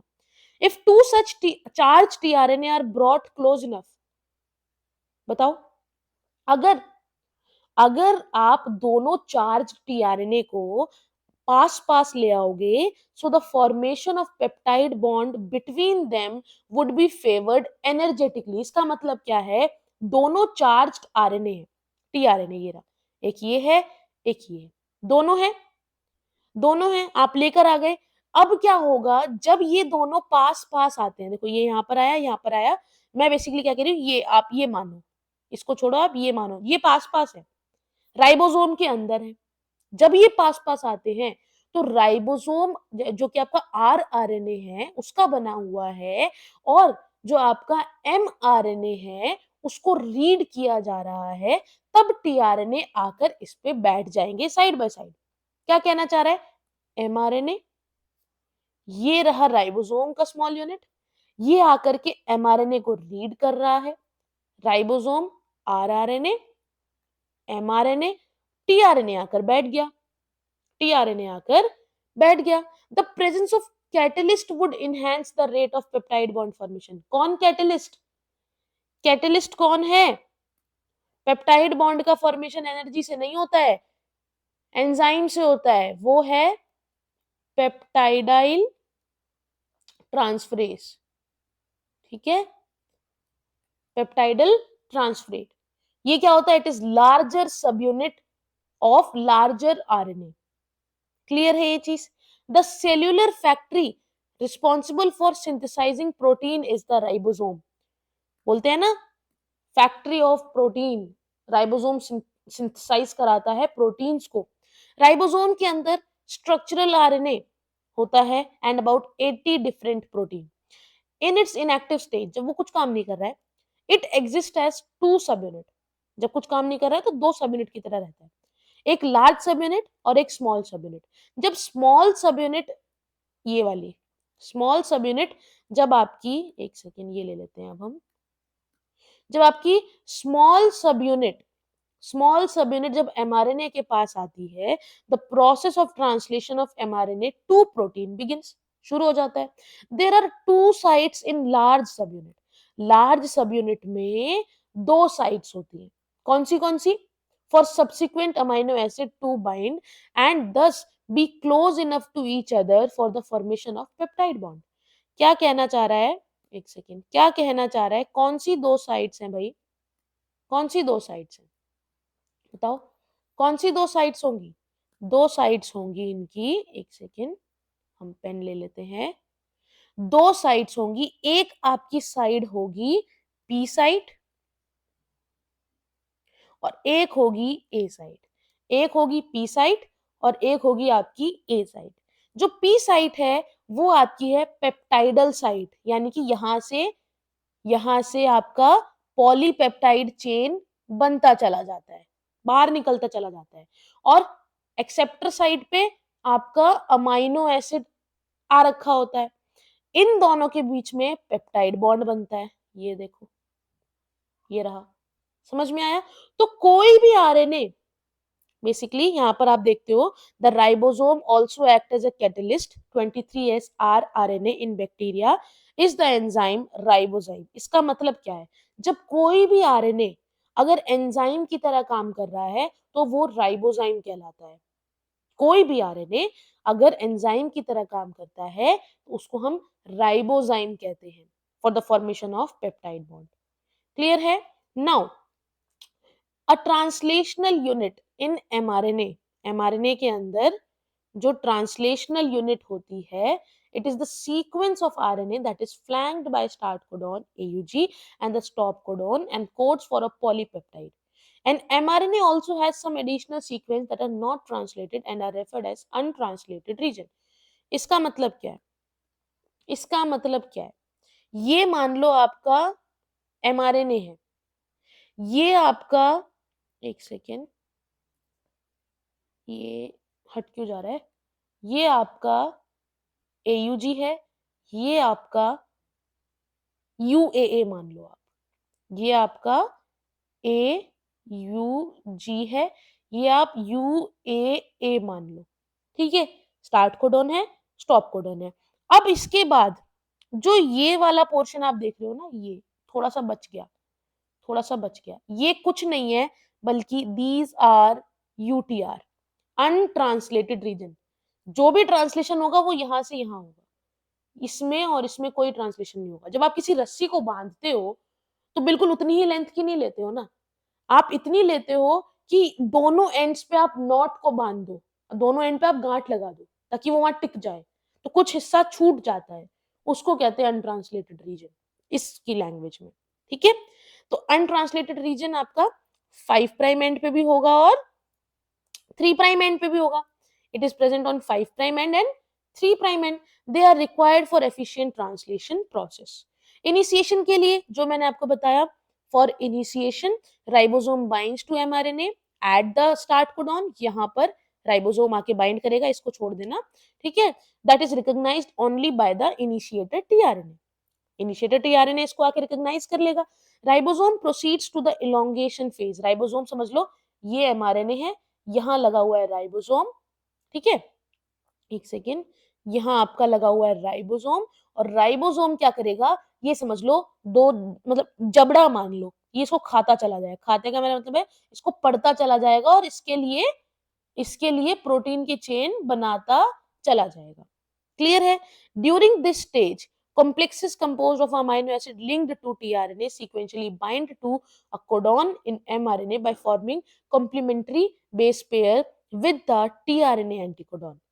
क्या कहना चाह रहा है? इलोंगेशन फेज के दौरान पहली चीज एक याद रखना आप, वो ये है कि इलोंगेशन के दौरान आपको हर अमाइनो एसिड के लिए, ठीक है, पर अमाइनो एसिड एक एटीपी चाहिए और 2 जीटीपी। समझ में आया? कितनी एनर्जी चाहिए? 2 जीटीपी, 1 एटीपी, है ना? स्टार्ट करने के लिए 2 जीटीपी और उसको आगे और बढ़ाने के लिए 1 एटीपी, ठीक है? The ribosome move from codon to codon. कैसे? ऐसे समझ लो, ये कोडॉन पढ़ लिया, फिर ये पढ़ेगा, फिर ये कोडॉन पढ़ेगा, फिर ये, ऐसे 3-3 के कोडॉन पढ़ता चला जाएगा। अलोंग विद एमआरएनए पढ़ लिया उसने। Amino acid are added one by one. ये देखो एक जुड़ गई, अब ये यहाँ जुड़ के बाहर चली जाएगी, एक और आकर ये लाइन में ऑलरेडी है, ये वाला टीआरएनए ऑलरेडी चार्ज्ड है, ये हट जाएगा, ये देखो ऐसे हट जाता है और ये आकर इसकी जगह पर लग जाएगा, ये आकर इसकी जगह पर लग जाएगा, वही लिखा हुआ है, ठीक है? At the end a release factor binds to the stop codon. एक रिलीज फैक्टर आता है जो कि स्टॉप कोडॉन से आकर के बाइंड कर जाता है, terminating the translation and releasing complete polypeptide from the ribosome. Clear है ये वाली चीज? क्लियर है? अब हम आते हैं, ये सब समझ में आ गया, ट्रांसक्रिप्शन कैसे होता है, डीएनए से आरएनए कैसे बनता है, आरएनए से प्रोटीन कैसे बनता है। लेकिन आखिर मुझे बनाना ही नहीं है प्रोटीन। हो सकता है कभी कभी मुझे प्रोटीन की जरूरत ना हो सकता है कभी कभी पूरे टाइम जरूरत हो, चाहिए वो प्रोटीन बार बार चाहिए, लेकिन कभी कभी ऐसा होता है वो प्रोटीन की जरूरत नहीं है। तब क्या होगा? तब मैं उस प्रोटीन को बनने से रोकूंगी, ठीक है, रेगुलेट करूंगी, उसके जीन एक्सप्रेशन को रेगुलेट करूंगी। वो कैसे कर सकती हूँ? Gene expression result in the formation of polypeptide. It can be regulated eight several level. Eukaryotes में इसको हम कर सकते हैं ट्रांसक्रिप्शनल लेवल पे, कि भाई ट्रांसक्रिप्ट जो है बनता है उसको मत बनवाओ। प्रोसेसिंग लेवल, स्प्लाइसिंग, जो हमारा इंट्रॉन्स की रिमूवल है वहां पर रोक दो, इंट्रॉन्स को मत हटाओ, अभी बनाकर रख लो लेकिन इंट्रॉन्स को मत हटाओ, वहां पर रोका जा सकता है। Transport of mRNA from nucleus to cytoplasm, बनाकर रख लिया, इंट्रॉन्स भी रिमूव हो गए, स्प्लाइसिंग हो गई, लेकिन न्यूक्लियस से अब मैं साइटोप्लाज्म में नहीं आने दूंगी उस एमआरएनए को, जिसकी वजह से वो रुका रहेगा और जीन एक्सप्रेस नहीं होगा। लेकिन बाय चांस वहां से भी वो साइटोप्लाज्म में आ गया तो मैं ट्रांसलेशनल लेवल पे उसको रेगुलेट करूंगी, यानी कि ट्रांसलेशन नहीं होने दूंगी, उससे मैं प्रोटीन नहीं बनने दूंगी। ठीक है, the genes in a cell, एक सेल के अंदर, दीज आर बेसिकली, ये देखो, these are expressed to perform a particular function और सेट ऑफ फंक्शन। एक सेल के अंदर जो जीन होते हैं वो खुद को एक्सप्रेस करते हैं, किसी एक फंक्शन को करने के लिए भी और कई सारे फंक्शंस को करने के लिए भी। फॉर एग्जाम्पल, अगर एक एंजाइम है जिसका नाम है बीटा गैलेक्टोसाइडेज, क्या नाम है इसका? इसका नाम है बीटा गैलेक्टोसाइडेज। बेसिकली जो बीटा गैलेक्टोसाइडेज होता है वो हमारा ई कोलाई बनाता है। कौन बनाता है? ई कोलाई बनाता है ना। It is use to catalyse the hydrolysis of a disaccharide lactose into galactose and glucose. Beta galactosidase का काम क्या है कि वो ब्रेक डाउन कराएगा लैक्टोज का into galactose and glucose. The bacteria will use them as a source of energy. Galactose को, glucose को as a source of energy वो यूज करें, क्योंकि लैक्टोज को वो प्रेफर नहीं करते। वो कहते हैं ग्लूकोज है ना, मैं ग्लूकोज का काम करूंगा। Hence if the bacteria do not have lactose around them to be utilised for energy source, अगर वो कह रहा है कि भाई जब लैक्टोज है तब तो मुझे बीटा गैलेक्टोसाइडेज की जरूरत है कि भाई वो आए और आकर उस लैक्टोज को तोड़े, ब्रेक डाउन करे, हाइड्रोलिसिस करे और गैलेक्टोज और ग्लूकोज बनाए। लेकिन जब आसपास लैक्टोज ही नहीं पड़ा है, जब उसकी जरूरत ही नहीं है एनर्जी सोर्स करने के लिए, then they would no longer require the synthesis of enzyme beta galactosidase. समझ में आया? Therefore in simple terms it is the metabolic, क्या हो रहा है, फिजियोलॉजिकल, कैसे हो रहा है, और इन्वायरमेंटल कंडीशन, कहाँ हो रहा है, that regulate the expression of gene. The development and differentiation of embryo into adult organism are also a result of coordinated regulation expression of several set of gene। जो एक छोटे से सेल से आज आप इतने बड़े इंसान बन चुके हो, जो आज खुद के सेंस से आपकी बॉडी के अंदर इतने सारे सेल्स आ चुके हैं, आप इतने अच्छे से काम कर लेते हो, वो भी एक आपको पर्टिकुलर रेगुलेशन, एक्सप्रेशन का रेगुलेशन ही है। ठीक है। इन प्रोकैरियोट्स, प्रोकैरियोट्स के अंदर control of the rate of transcriptional initiation is the predominant site for control of gene expression. Transcriptional unit में जो आपका आरएनए पॉलीमरेज होता है, इन अ ट्रांसक्रिप्शन यूनिट, आरएनए पॉलीमरेज जो होता है उसकी एक्टिविटी, उसकी जो एक्टिविटी है उसको रेगुलेट किया जाता है। ठीक है। उसको रेगुलेट करने के लिए जो प्रमोटर है उस पर उसको रेगुलेट करेंगे हम क्या करेंगे, आरएनए पॉलीमरेज प्रमोटर पे ही तो आके बाइंड करता है। At a given promoter is in turn regulated by, promoter पे हम क्या करेंगे, with the help of accessory proteins, start site को रिकॉग्नाइज करता है सिग्मा जो होता है आपका, उसकी मदद से। तो हम क्या करेंगे, उस लेवल पे जाकर we will regulate it which will affect its ability to recognise the start site, है ना। These regulatory protein can act both positively, activator का काम भी कर सकते हैं, नेगेटिवली, रिप्रेसर। अगर पॉजिटिवली काम कर रहे हैं तो एक्टिवेटर कहलाएंगे, अगर नेगेटिवली काम कर रहे हैं, रोक रहे हैं, तो रिप्रेसर कहलाएंगे।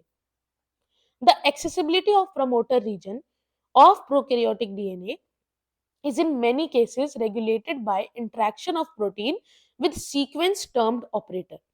जो हमारा प्रमोटर है, ठीक है, जो कि रीजन है प्रोकैरियोटिक डीएनए का, कई जगह पे आप देखते हो उसको रेगुलेट किया जाता है प्रोटीन के दूसरे सीक्वेंस के साथ उसकी इंटरेक्शन करा के, और उसे हम कहते हैं ऑपरेटर। ठीक है।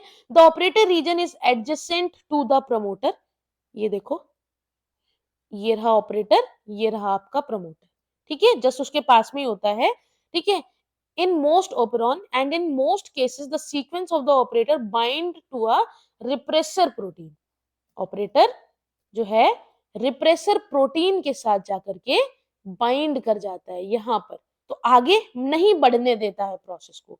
Each operon has its specific operator and specific repressor. कितनी अच्छी बात बोली है कि हर ऑपरॉन का अपना खुद का स्पेसिफिक ऑपरेटर है, स्पेसिफिक रिप्रेसर है। फॉर एग्जाम्पल, लैक ऑपरेटर के पास अपना खुद का लैक, सॉरी, लैक ओपेरॉन के पास अपना खुद का लैक ऑपरेटर है, and it interacts specifically with lac repressor only.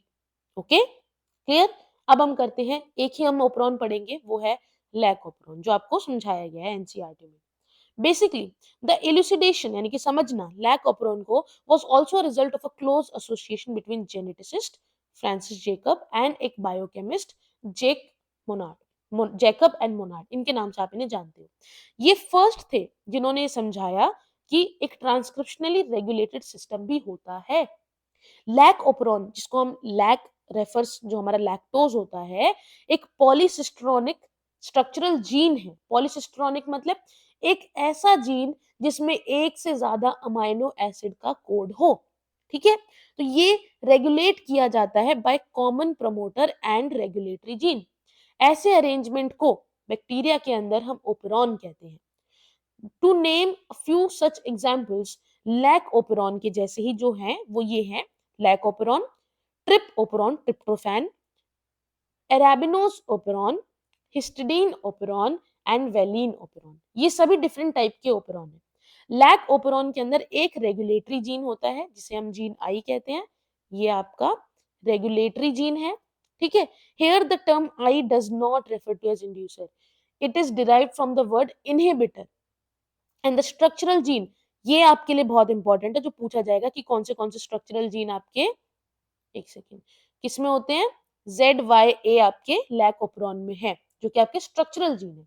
I gene code for the repressor of the lac operon. ठीक है, अब एक एक जीन का काम रखते हैं।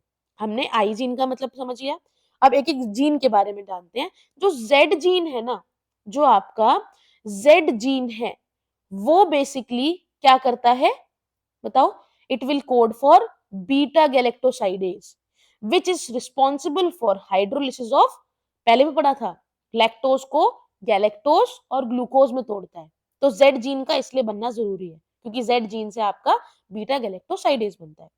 Lactose into its monomeric unit galactose glucose, समझ में आया। वाई जीन, सेकंड जीन कौन सा है, वाई जीन, ये किसके लिए करता है, इट कोड्स फॉर परमिएज। परमिएज का काम क्या है, लैक्टोज के लिए सेल की परमिएबिलिटी बढ़ा देता है कि आसपास जितना भी लैक्टोज पड़ा है वो अंदर आ जाए, जितना भी लैक्टोज पड़ा है वो अंदर आ सके। जो आपका लास्ट ए जीन है वो ट्रांस एसिटाइलेज के लिए काम करता है। It will work for transacetylase. Transacetylase का काम क्या है, और कुछ काम नहीं है, ये बीटा गैलेक्टोसाइडेज को ही एक्टिवेट करता है। ठीक है, कि भाई तू जल्दी जा और तोड़ लैक्टोज को into galactose and glucose. Hence all the three gene products in a lac operon are required for metabolism of lactose. In most other operon as well, the gene present in operon are needed together to function in the same or related metabolic pathway. कई time ऐसा होता है कि जो gene है ZYA, अगर इसमें हम देखें तो एक साथ भी इनकी जरूरत पड़ जाती है। ठीक है, आगे बढ़ते हैं, डायग्राम को देखते हैं। डायग्राम से हम क्या समझ पा रहे हैं, ये हमारा ऑपरेटर है, हमारा जो रिप्रेसर है ना, वो रिप्रेसर जब यहां जाके बाइंड कर जाता है ना, जब रिप्रेसर ऑपरेटर पे जाके बाइंड कर जाता है तो हमारा पॉलीमरेज, आरएनए पॉलीमरेज जो है वो आगे जब बढ़ता है तो वो देखता है यहाँ तो रास्ता ब्लॉक है, यहाँ तो रास्ता ब्लॉक है, इन एब्सेंस ऑफ इंड्यूसर। देखो, ये मेरा रिप्रेसर है, ये मेरा इंड्यूसर है। क्लियर। अब क्या होगा कि मेरा जो रिप्रेसर है ना, वो रिप्रेसर जाकर के मेरे ऑपरेटर को बाइंड कर गया है। जब वो बाइंड कर गया है तो मेरा आगे प्रोसेस नहीं हो पाएगा, repressor will bind to the operator and prevent RNA polymerase from transcribing the operon. RNA polymerase कहेगा यहाँ तो मेरा रास्ता ब्लॉक है, अब मैं आगे कैसे जाऊं, स्ट्रक्चरल जीन तक कैसे जाऊं, नहीं जा सकता। लेकिन जब इसको रोकने वाला एक इंड्यूसर आ जाता है, in presence of a inducer, क्या होगा, जो मेरा रिप्रेसर था ना, जो जाके ऑपरेटर से बाइंड कर रहा था, मैंने कहा प्रॉब्लम यहां है, इस रिप्रेसर को ऑपरेटर पे बाइंड नहीं करने दूंगी। कैसे, इसके साथ एक, किसको, इंड्यूसर को बाइंड करा दूंगी, इसके साथ एक इंड्यूसर को बाइंड करा दूंगी, और जैसे ही वो बाइंड करेगा ये बन जाएगा इनएक्टिव। ये इनएक्टिव बनते ही ये जाकर ऑपरेटर पे बाइंड नहीं करेगा। जब ये ऑपरेटर पे बाइंड नहीं करेगा तो मेरा आरएनए पॉलीमरेज स्मूथली अपना काम करेगा और एक लैक एमआरएनए बनाकर दे देगा। ट्रांसक्रिप्शन हो गई, ट्रांसलेशन हो जाएगी। ट्रांसलेशन का मतलब जीन बन के आ रहे हैं, एंजाइम्स वगैरह बन के आ रहे हैं, वो क्या है, beta galactosidase, permease, transacetylase. Z, Y, A से हमारे ये 3 एंजाइम बनते हैं। क्लियर? समझ में आया कि ये कैसे हुआ? हमारा इंड्यूसर कौन है यहाँ पर? इंड्यूसर कौन है हमारा? लैक्टोज। ठीक है, क्लियर है? आगे बढ़े, चलो। Lactose is the substrate for the enzyme beta galactosidase. बहुत पहले पढ़ चुके हैं, बहुत पहले, कि बीटा लैक्टोज जो है उसी को तो बीटा गैलेक्टोसाइडेज तोड़ता है ना। और it regulate switching on end of of the operon, इसलिए इसका नाम है लैक ओपेरॉन। जब ये प्रेजेंट होगा तो ऑन रहेगा हमारा जो लैक ओपेरॉन का सिस्टम है, जब ये एब्सेंट होगा तो हमारा आगे जीन जो एक्सप्रेस कर रहा है खुद को वो एक्सप्रेस नहीं करेगा। ठीक है, लैक्टोज हटा दो, आपके तीनों एंजाइम्स नहीं बनेंगे क्योंकि उसकी जरूरत नहीं है, लेकिन जब जरूरत है तो लैक्टोज प्रोवाइड करो और वो बन जाएगा। Hence it is termed as inducer. In the absence of preferred carbon source, जैसे कि अगर ग्लूकोज नहीं है, मैंने आपको कहा था आपका बैक्टीरिया आप ग्रो कराओ किसी भी पेट्री डिश पे, अगर वहां पे आप उसको कार्ब का सोर्स ग्लूकोज दे रहे हो और लैक्टोज दे रहे हो तो वो ग्लूकोज को ही उठाएगा, लैक्टोज को छुएगा भी नहीं क्योंकि उसका वो प्रेफर्ड सोर्स है एनर्जी का। लेकिन अगर ग्लूकोज नहीं प्रोवाइड कर रहे हो, डिप्लीशन हो गया है, खत्म हो गया है ग्लूकोज, तो अब वो अपनी एनर्जी के लिए लैक्टोज की हेल्प लेगा। If lactose is provided in the growth medium of the bacteria, the lactose is transported into the cell through the action of permease. ठीक है, अगर लैक्टोज प्रेजेंट है, अगर लैक्टोज प्रेजेंट है और ग्लूकोज है ही नहीं, ग्लूकोज है ही नहीं, तब परमिएज क्या करता है? परमिएबिलिटी बढ़ा देगा, है ना, सेल की परमिएबिलिटी बढ़ा देता है और लैक्टोज को ट्रांसपोर्ट करता है। Remember, a very low level of expression of lac operon has to be present in the cell all the time.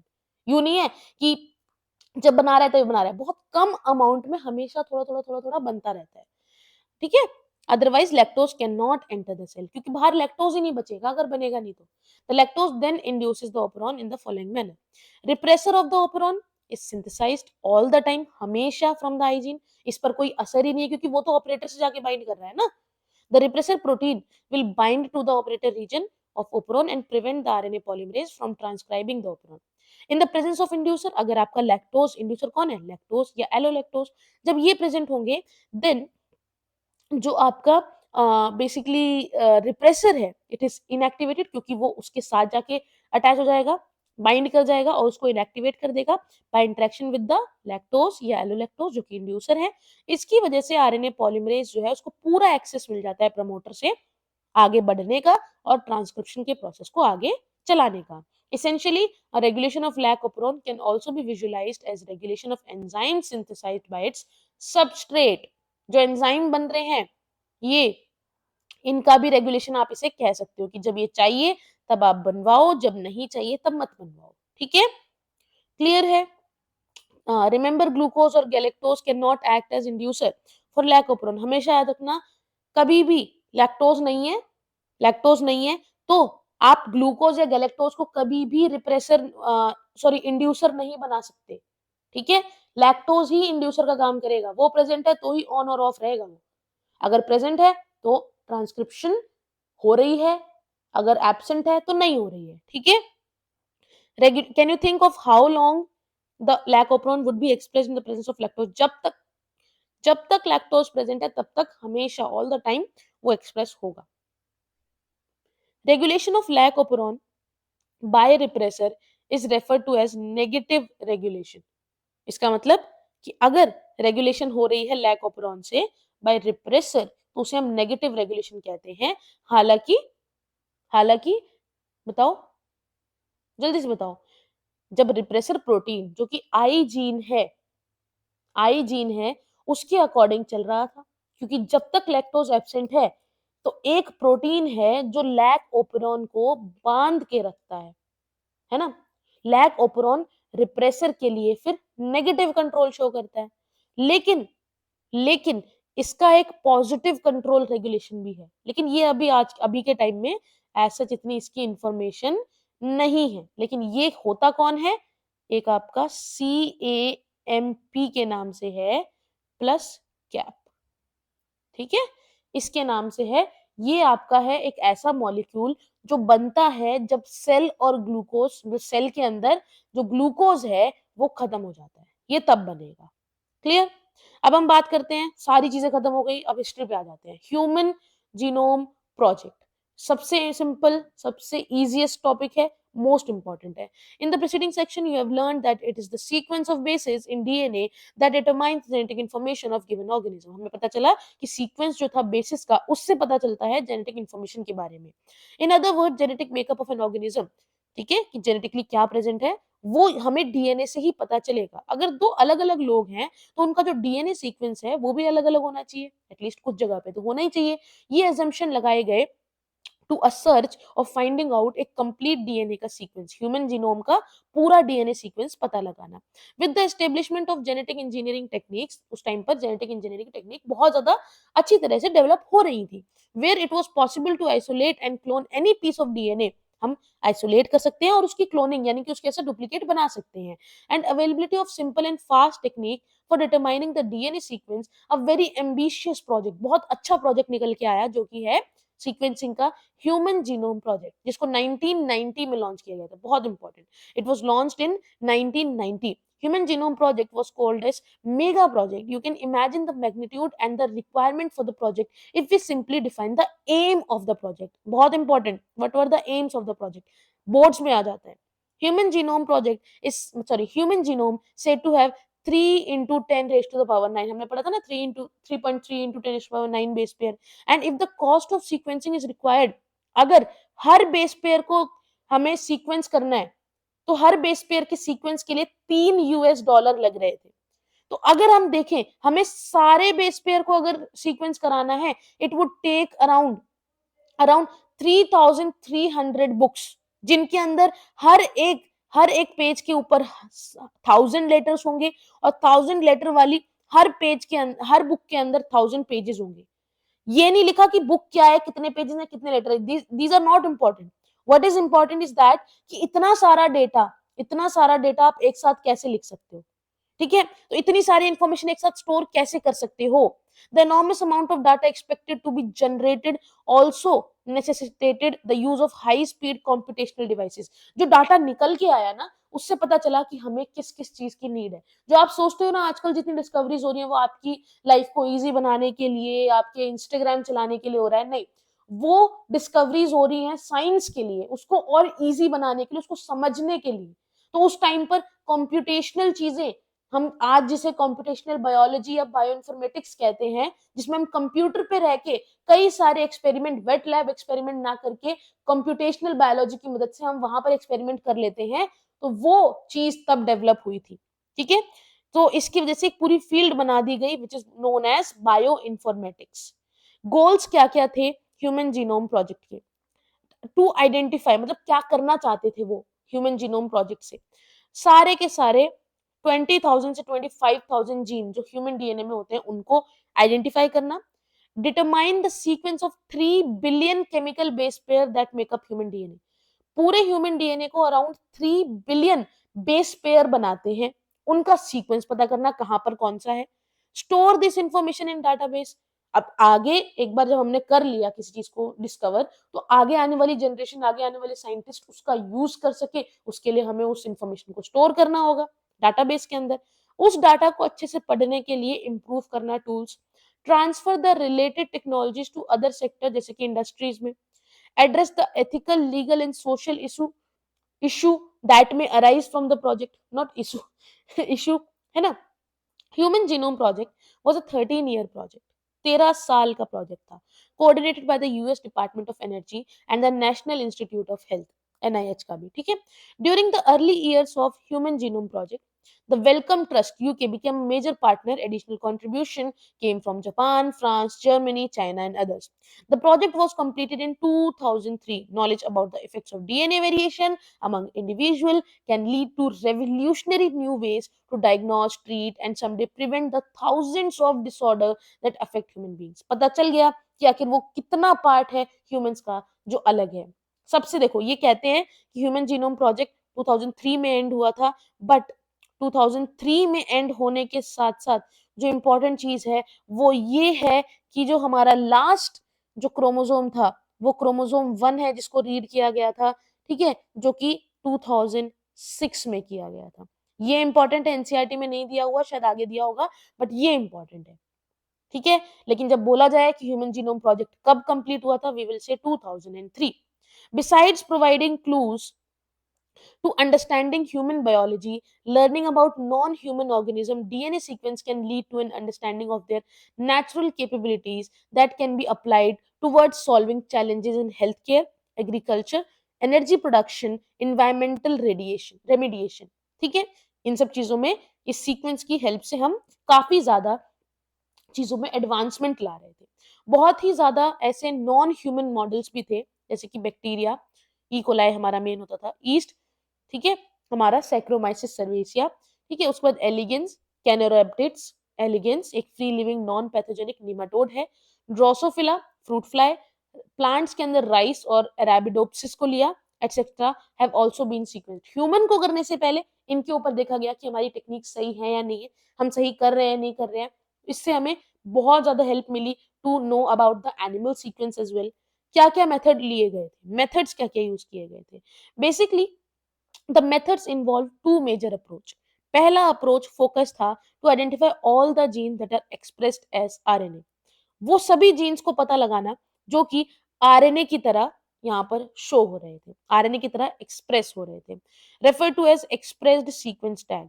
Expressed sequence tag का मतलब, एक्सप्रेस्ड सीक्वेंस टैग का मतलब कि भाई मैंने एक आरएनए लिया, इस आरएनए से मैंने cDNA बनाया, कॉम्प्लीमेंट्री डीएनए बनाया, और इस डीएनए से मैं अपना नॉर्मल डीएनए बना लूंगी।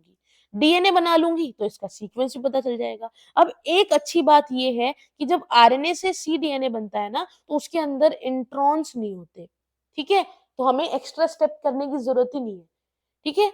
ऐसा है ही नहीं कि जो हमारे काम का नहीं, सब कुछ काम का, सब कुछ फंक्शनल है, इंट्रॉन्स है ही नहीं। इसलिए इसको कहते हैं एक्सप्रेस्ड सीक्वेंस टैग, जो एक्सप्रेस हो रहा है। The other took the blind approach of simply sequencing the whole set of genome. पहला क्या कह रहा है कि मैं तो उसी उसको करूंगी जो, यहां पर क्या हुआ, मैंने क्या किया, रेडियो एक्टिवली लेबल्ड कर दिया उस पर्टिकुलर cDNA के पार्ट को, cDNA को, ठीक है, कर दिया मैंने। फिर जब मैंने देखा तो अपने आप को जो एक्सप्रेस कर रहा है, जो जो कलर वहां पे शो होगा वो अपने आप को एक्सप्रेस कर रहे हैं, ऐसे मुझे पता चल गया। टैग का मतलब होता है उसको टैग कर दिया मैंने। दूसरा अप्रोच था कि भाई मैंने इनको ना पढ़ के मैंने पूरे को देखती चली गई कि क्या क्या न्यूक्लियोटाइड बेस है, पूरे को देखती चली गई, बाद में फंक्शन देख लूंगी, ठीक है। All the coding and non coding sequence को मैं क्या करती चली गई, सीक्वेंस करती चली गई। Later assigning different region in the sequence with function, जिसको सीक्वेंस एनोटेशन कहते हैं। ईएसटी, जहां पर मैंने आरएनए से cDNA बनाया, cDNA से डीएनए बनाया, ताकि रेडियो एक्टिवली लेबल करके मैं देख सकूं उसकी क्या पर्टिकुलर फ्लोरोसेंस शो कर रहा है और कौन सा पर्टिकुलर जीन अपने आप को एक्सप्रेस कर रहा है। दूसरा तरीका ये था कि पहले पूरे को रीड कर लूं, हर एक का सीक्वेंस पता कर लूं, और पता करने के बाद फिर उसके सीक्वेंस को एनोट कर दूं, यानी कि बता दूं कि ये सीक्वेंस इसको एक्सप्रेस करता है, इस सीक्वेंस का ये है, ये सीक्वेंस से ये वाला जीन एक्सप्रेस होता है। For sequencing the total DNA from a cell is isolated. Sequence करने के लिए सबसे पहले हमने पूरे के पूरे डीएनए को आइसोलेट करा सेल से, and converted into random fragment, तोड़ दिया मैंने, ऐसे छोटे छोटे फ्रेगमेंट्स में तोड़ दिया, clear, and cloned in a suitable host using specialised vector. अब मैंने क्या किया, मैंने उसके कॉपीज बनाने शुरू किए, जो हम बायोटेक्नोलॉजी में करते हैं ना। एक हमने वेक्टर लिया, इसको कट किया, यहाँ पर एक सेकेंड, इसको हमने कट किया और यहाँ पर मैंने अपना वो जीन डाल दिया, वो सेगमेंट डाल दिया डीएनए का जिसकी मुझे कॉपीज चाहिए। तो जैसे जैसे ये बढ़ता जाएगा कॉपीज बनती चली जाएंगी, क्लियर है। The cloning resulted in amplification of each piece of DNA fragment. Amplification मतलब और ज्यादा उसका नंबर बढ़ता चला गया, ठीक है। The commonly used host were bacteria and east. अगर बैक्टीरिया वाला आप यूज कर रहे हो तो बैक्टीरियल आर्टिफिशियल क्रोमोसोम कहोगे, ईस्ट वाला यूज कर रहे हो तो यैक यानी कि ईस्ट आर्टिफिशियल क्रोमोसोम आप कहोगे। द फ्रेगमेंट्स वर, क्या किया गया, फ्रेगमेंट्स को सीक्वेंस किया गया using automated DNA sequence that worked on principle of a method developed by Frederick Sanger. Sequencing का मेथड सेंगर मेथड कहलाता है, ठीक है, सेंगर कहता है। Sanger is also credited for developing method for determination of amino acid sequence in protein. क्यों, क्योंकि उसने सीक्वेंसिंग कर दी थी।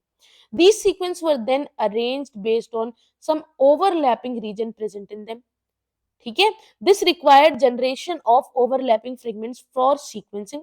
Alignment of this sequence was humanly not possible. इनको ये देखो ये अलाइन ही कर रखे हैं, ठीक है? तो अब इनको अलाइन करना, हालाँकि ये ऊपर-नीचे हैं, इन इसको और इसको अलाइन करना बहुत ज़्यादा ज़रूरी है। कैसे करोगे आप इसको अलाइन? कैसे कर लोगे आप इसको अलाइन? इसको अलाइन करने के लिए आपको क्या करना होगा? कॉम्प्लीमेंट्री देखने होंगे। Therefore specialised computer based program को डेवलप किया गया। The sequences were subsequently annotated, उनके फंक्शन के अकॉर्डिंग उनको एनोट किया गया, उनका फंक्शन बताया गया and were assigned to each chromosome, हर एक क्रोमोसोम को उसको दिया गया। The sequence of chromosome 1 was completed only in May 2006। देखा लिखा हुआ है, मैंने आपको पहले बताया था। ह्यूमन जीनोम प्रोजेक्ट 2003 में खत्म हो गया था, बट जो क्रोमोसोम 1 है उसका सीक्वेंस हमें मई 2006 में पता चला and this was the last of the 24 chromosome, ठीक है? 22 ऑटोसोम और एक्स और वाई हमारे अलग, तो ये लास्ट था हमारा टू बी सीक्वेंस्ड, ठीक है? 2006 में कंप्लीट हुआ था। Another challenging task was assigning the genetic and physical map on the genome। Genome के ऊपर जेनेटिकली भी पता करना और फिजिकल मैप भी करना। ये जनरेट हुआ था by using information on polymorphism of restriction endonuclease. Polymorphism मतलब मल्टीपल मॉर्फोलॉजी वाले, ठीक है? जो आप में भी मतलब एक कोई जीन है जो आप में किसी तरह से सीक्वेंस है, मुझ में किसी तरह से सीक्वेंस है, बट जीन सेम है, इसलिए इसकी अलग अलग मॉर्फोलॉजी है जिसको मल्टीपल मॉर्फोलॉजी कहते हैं। वर्ड पता है तो इजीली समझ जाओगे। And some repetitive DNA sequence जिसे हम माइक्रोसैटेलाइट कहते हैं, है ना? उसके बाद डीएनए फिंगरप्रिंटिंग में आप माइक्रोसैटेलाइट के बारे में जानोगे। What were the silent features of human genome project या ह्यूमन जीनोम मान लो, ठीक है? जो हमें ह्यूमन जीनोम प्रोजेक्ट से पता चला, सारे याद करने हैं, जो भी लिखा है सारा। 3164.7 बिलियन बेस पेयर होते हैं, बिल्कुल सही। 3000 बेसिस होते हैं एक जीन के अंदर, ठीक है? बट साइज अलग अलग होगा उसका। लार्जेस्ट नोन आपका ह्यूमन जीन अभी के टाइम पे डिस्ट्रोफिन है एट 2.4 मिलियन बेसिस, आ सकता है एग्जाम में। The total number of gene is estimated 30,000, much lower than previous estimate of 80,000। Total number of gene जो है वो 30,000 ही है, जबकि पहले कहा जाता था कि 80,000 से 1,40,000 तक जीन हो सकते हैं। ऑलमोस्ट ऑल 99.9% न्यूक्लियोटाइड बेसिस सभी में, आप में, मुझ में, आपके पेरेंट्स में, आपके आसपास नेबरहुड में सेम है। सिर्फ आपका 0.1% अलग है एक दूसरे, जो आपको इंडिविजुअल बनाता है। The function are unknown for the functions, एक second, are unknown for 50% of the discovered particular, ठीक है? समझ में आया? डिस्कवर्ड जो जीन्स है आपके, उनमें से 50% जीन्स का आपको फंक्शन अभी भी नहीं पता, सीक्वेंस पता है, फंक्शन नहीं पता। Less than 2% of the genome codes for protein. अब देखो क्या कह रहा है, 99.9% हमारा सेम है, उसमें से उसमें से भी सिर्फ 2% आपका प्रोटीन के लिए कोड कर रहा है। Repeated sequence makeup very large portion of the human genome, यानी कि जो बार बार रिपीट हो रहे हैं वो बहुत ज्यादा है, 99.9% है। Repetitive sequence are stretches of DNA sequence that are repeated many time, sometime 100 to 1000 time वो रिपीट हो रहे हैं आपके डीएनए के सीक्वेंस में। They are brought to have no direct coding function, but they shed light on chromosome structure, dynamic and evolution। Chromosome 1 जिसके अंदर सबसे ज्यादा जीन है 2968, 2968, और जो वाई क्रोमोसोम है उसके पास सबसे कम है 231 जीन। क्लियर? साइंटिस्ट ने अब तक 1.4 मिलियन लोकेशंस फाइंड आउट कर दी हैं सिंगल बेस डिफरेंस की। अब देखो 0.1% ही तो अलग है, उस 0.1% में भी 1.4 मिलियन ऐसी लोकेशन है जहां पर चेंजेस हैं, सिंगल न्यूक्लियोटाइड पॉलीमॉर्फिज्म, एक न्यूक्लियोटाइड का चेंज है ना, जिसको स्निप्स कहते हैं। क्या कहते हैं? स्निप कहते हैं। This information promises to revolutionise the process of finding chromosomal location for disease associated sequence and tracing human history. अब पूरे जीनोम को आप करने बैठे हो सीक्वेंस, कोई फायदा नहीं, क्योंकि ऑलरेडी सीक्वेंस्ड है। जो चेंजेस है, जो पर्टिकुलर जीन है, आप उसको रीड करवा सकते हो कि भाई ये आपका कैसे चेंज है और इसकी वजह से कहीं कोई इंजरी, सॉरी, कहीं कोई जेनेटिक डिजीज तो नहीं हो रहा है, ठीक है? जैसे पेडिग्री एनालिसिस में करते थे, अब उसका एडवांस ये है। क्लियर? पेडिग्री एनालिसिस ना करा के लोग अपने जीन का पता लगवा लेते हैं, ठीक है? Application and future challenges. Deriving meaningful knowledge from the DNA sequences will define research through the coming decades, leading to our understanding of biological system. This enormous task will require the expertise and creativity of tens of thousands of scientists from varied disciplines in both public maybe or private sectors maybe. One of the greatest impacts of having the human genome sequence may well be enabling a radially new approach to biological research.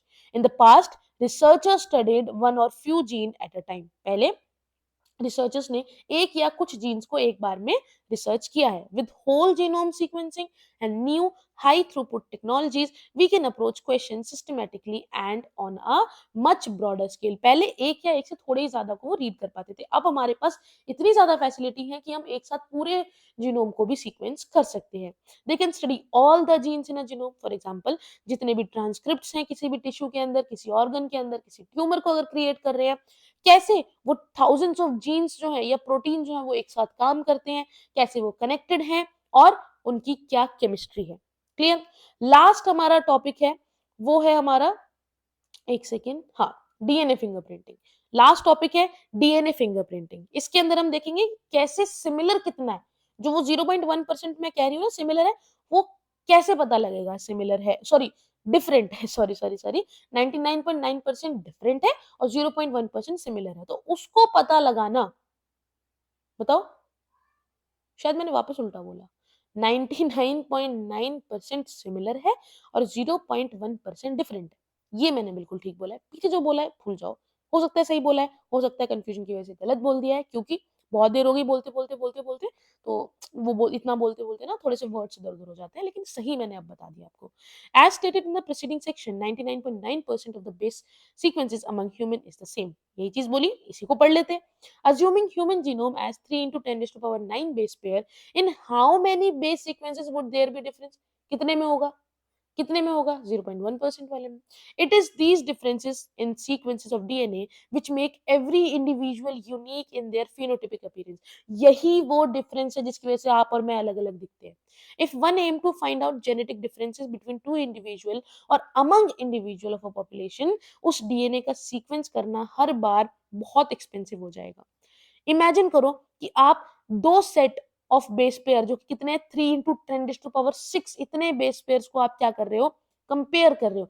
DNA fingerprinting इससे अच्छा एक method है कि आप पूरे को करने की जगह आप उसी को करो जो डिफरेंट है आपका. Very quick way to compare the DNA sequence of any two individual. DNA fingerprinting involve identifying differences in some specific region in DNA sequence. DNA sequence का वो पार्ट पता लगाती है जहां पर डिफरेंसेस हैं, जिनको रिपीटेटिव डीएनए भी बोलते हैं. Because in these sequence, a small stretch of DNA is repeated many times. These repeated DNA are separated from bulk genomic DNA. जो ज्यादा amount of bulk DNA present है ना, उससे अलग कर देते हैं रिपीटेटिव डीएनए को. ठीक है, क्योंकि दोनों में ही अलग अलग पीक आती है जब हम सेंट्रीफ्यूज करते हैं. The bulk DNA forms a major peak at the other small peaks are referred to as satellite DNA. जो अलग है, जो हमने यहां भी पढ़ा था, यहाँ पर कहीं था, ये रहा, नोन एज, जो अलग है रिपीटेटिव सीक्वेंस, उसको माइक्रो सैटेलाइट कहते हैं. ठीक है, वही आपको यहाँ पर भी कह रहा है. डिपेंडिंग ऑन बेस कॉम्पोजिशन, किसी किसी में एटी रिच हो सकता है, किसी किसी में जीसी रिच हो सकता है. लेंथ जो होती है सेगमेंट की, रिपीटेटिव यूनिट्स कितनी ज्यादा नंबर में है, सैटेलाइट डीएनए को क्लासिफाई किया जाता है अलग अलग कैटेगरी में, जैसे कि micro satellite and mini satellite. These sequence normally do not code for any protein, but they form a large portion of human genome. These sequence show high degree of polymorphism, यानी कि multiple, एक ही gene के अलग अलग वे, अलग अलग morphology, multiple morphology, and form the basis of DNA fingerprinting. Since DNA from every tissue, चाहे blood हो, चाहे स्किन हो, चाहे हेयर फॉलिकल हो, सबसे लिया जा सकता है, from an individual show the same degree of polymorphism, they become very useful identification tool in forensic. होता है ना कि DNA samples, sorry blood samples वगैरह ले लेते हैं, जिससे डीएनए पता लगा जाता है मैटरनल पैटर्नल, यही फादर है या नहीं है, तो वो फोरेंसिक में अप्लाई किया जाता है.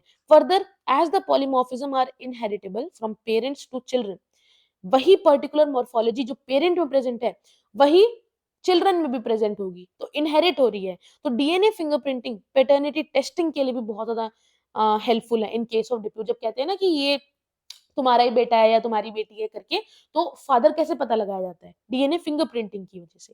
As polymorphism in DNA sequence is the basis of genetic mapping of human genome as well as of DNA fingerprinting, it is very essential that we understand जो डीएनए का polymorphism है, what it means in simple terms. Polymorphism, variation at genetic level पे अलग है, multiple morphology है, arises due to mutation. Recall different kind of, ये अलग चीज है.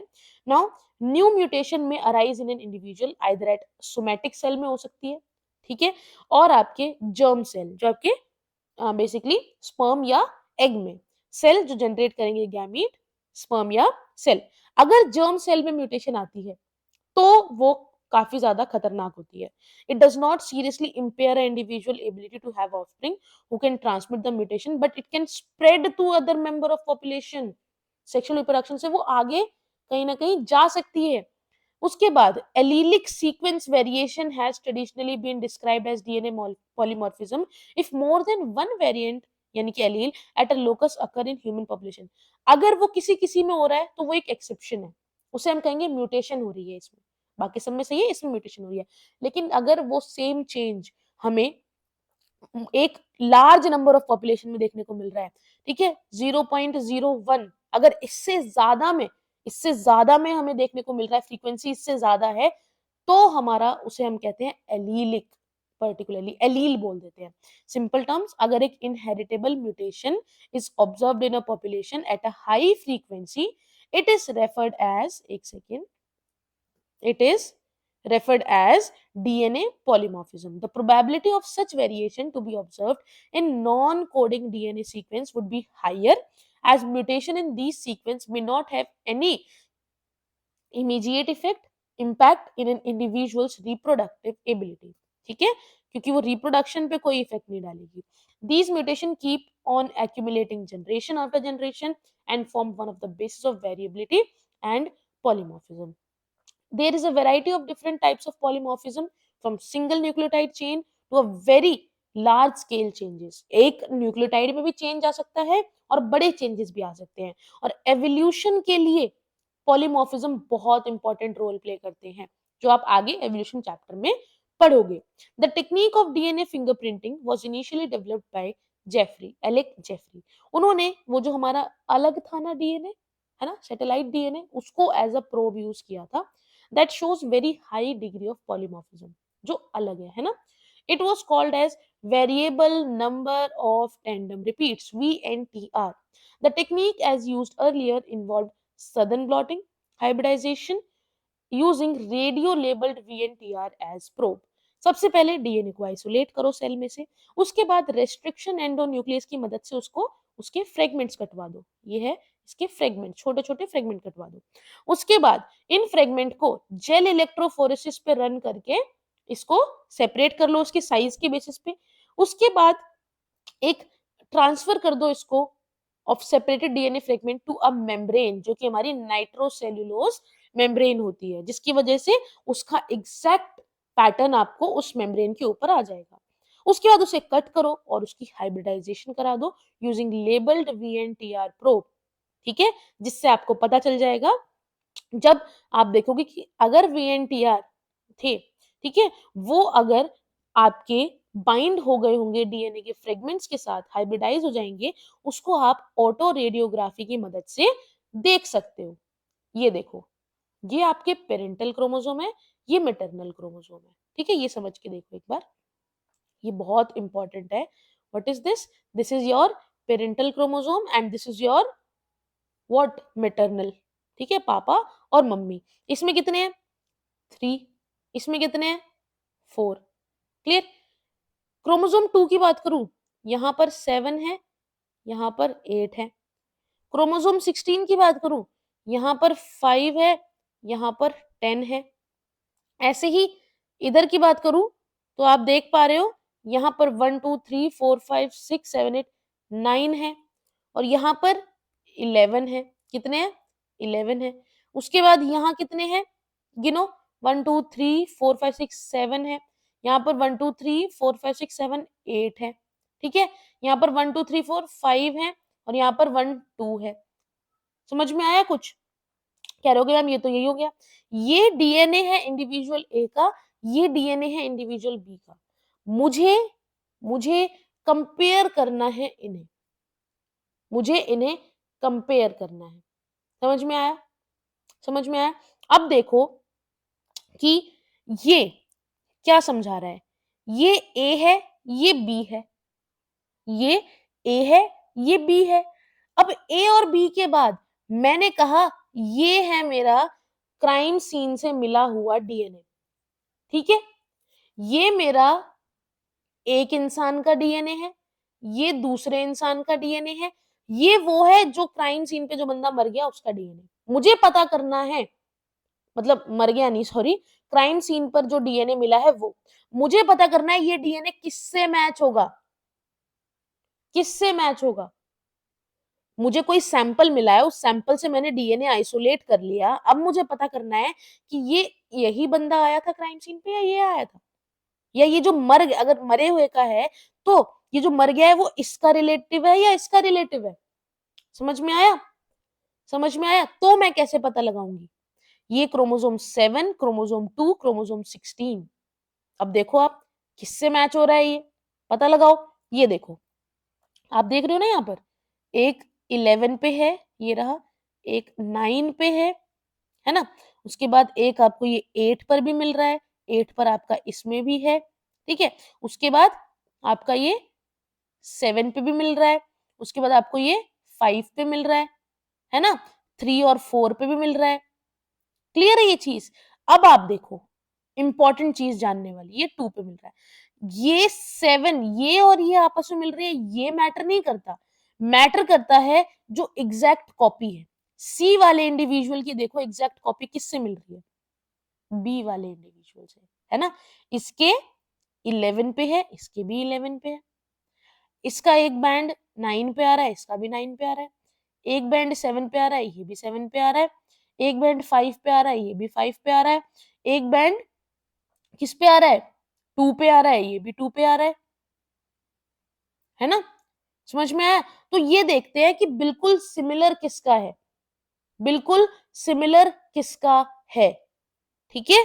उससे पता चल जाता है हाँ ये इससे रिलेटिव है, ये इससे रिलेट कर रहा है। ऐसे ही पैटर्निटी वाले में भी करते हैं। द वीएनटीआर, अब ये लास्ट है हमारा, belongs to a class of satellite DNA, जिसे मिनी सैटेलाइट कहते हैं। स्मॉल डीएनए सीक्वेंस को आप अरेंज करते हो in many copy number. The copy number varies from chromosome to chromosome. ये रहा आपका कॉपी नंबर, ये मैंने कहा ना 3 4 8 7, ये ठीक है। The number of repeat show very high degree of polymorphism. As a result, the size of VNTR varies in size from 0.1 to 20 kilobase pair. Consequently, hybridization के बाद जब VNTR प्रोब के साथ आप हाइब्रिडाइजेशन करा दोगे, एक ऑटो रेडियोग्राफी की जाती है, ठीक है? जिसकी वजह से अलग अलग साइजेस आपको बैंड्स के देखने को मिलेंगे। ये बैंड्स जो हैं, इससे हमें एक पैटर्न पता चलता है किसी भी इंडिविजुअल के डीएनए का। ये देखो, ये बैंड्स मिले, ये हमें एक में ऑल देखो ये बैंड्स मिले और इस बैंड से हमें एक पैटर्न पता चला। ये पैटर्न किसी और में होगा तो वो पता चल जाएगा। It differs from individual to individual in a population except in case of monozygotic, यानी कि अगर ट्विन्स हैं उनमें एग्जैक्टली सेम होगा। The sensitivity of a technique has been increased by use of polymerase chain reaction. हम बहुत बार उसका amplification कराते हैं, नंबर बढ़ा देते हैं और उससे ये ज्यादा एक्यूरेट आने के चांसेस बढ़ जाते हैं। Consequently, DNA from a single cell is enough to perform a DNA fingerprinting analysis. In addition to application in forensic science, it has much wider application such as in determining population and genetic diversity. Currently, बहुत सारे ऐसे अलग-अलग probe हैं जिनको use किया जाता है to generate DNA fingerprinting. I hope आप लोगों को ये चैप्टर कंप्लीट समझ में आया होगा। ये बहुत लेंदी चैप्टर था, बहुत ज़्यादा इसके अंदर एक्सप्लेनेशन था, इसलिए इसके 2 पार्ट्स मैंने बनाए। तो आप अगर इन 2 पार्ट्स को भी अगर देख लोगे ना, आई कैन गारंटी कि आप कंप्लीट चैप्टर अच्छे से कवर कर लोगे। इसके बाद आपको किसी और वीडियो को देखने की ज़रूरत नहीं पड़ेगी, आप कांसेप्ट्स को ईज़िली समझ जाओगे। सो गाइस, मिलते हैं नई वीडियो के साथ। अब हम करेंगे एवोल्यूशन चैप्टर, ट्राई करेंगे उस चैप्टर को एक ही वीडियो के अंदर एंड कर दें, okay? So with that said, thank you so much. Do subscribe the channel. Have a good day. Bye bye.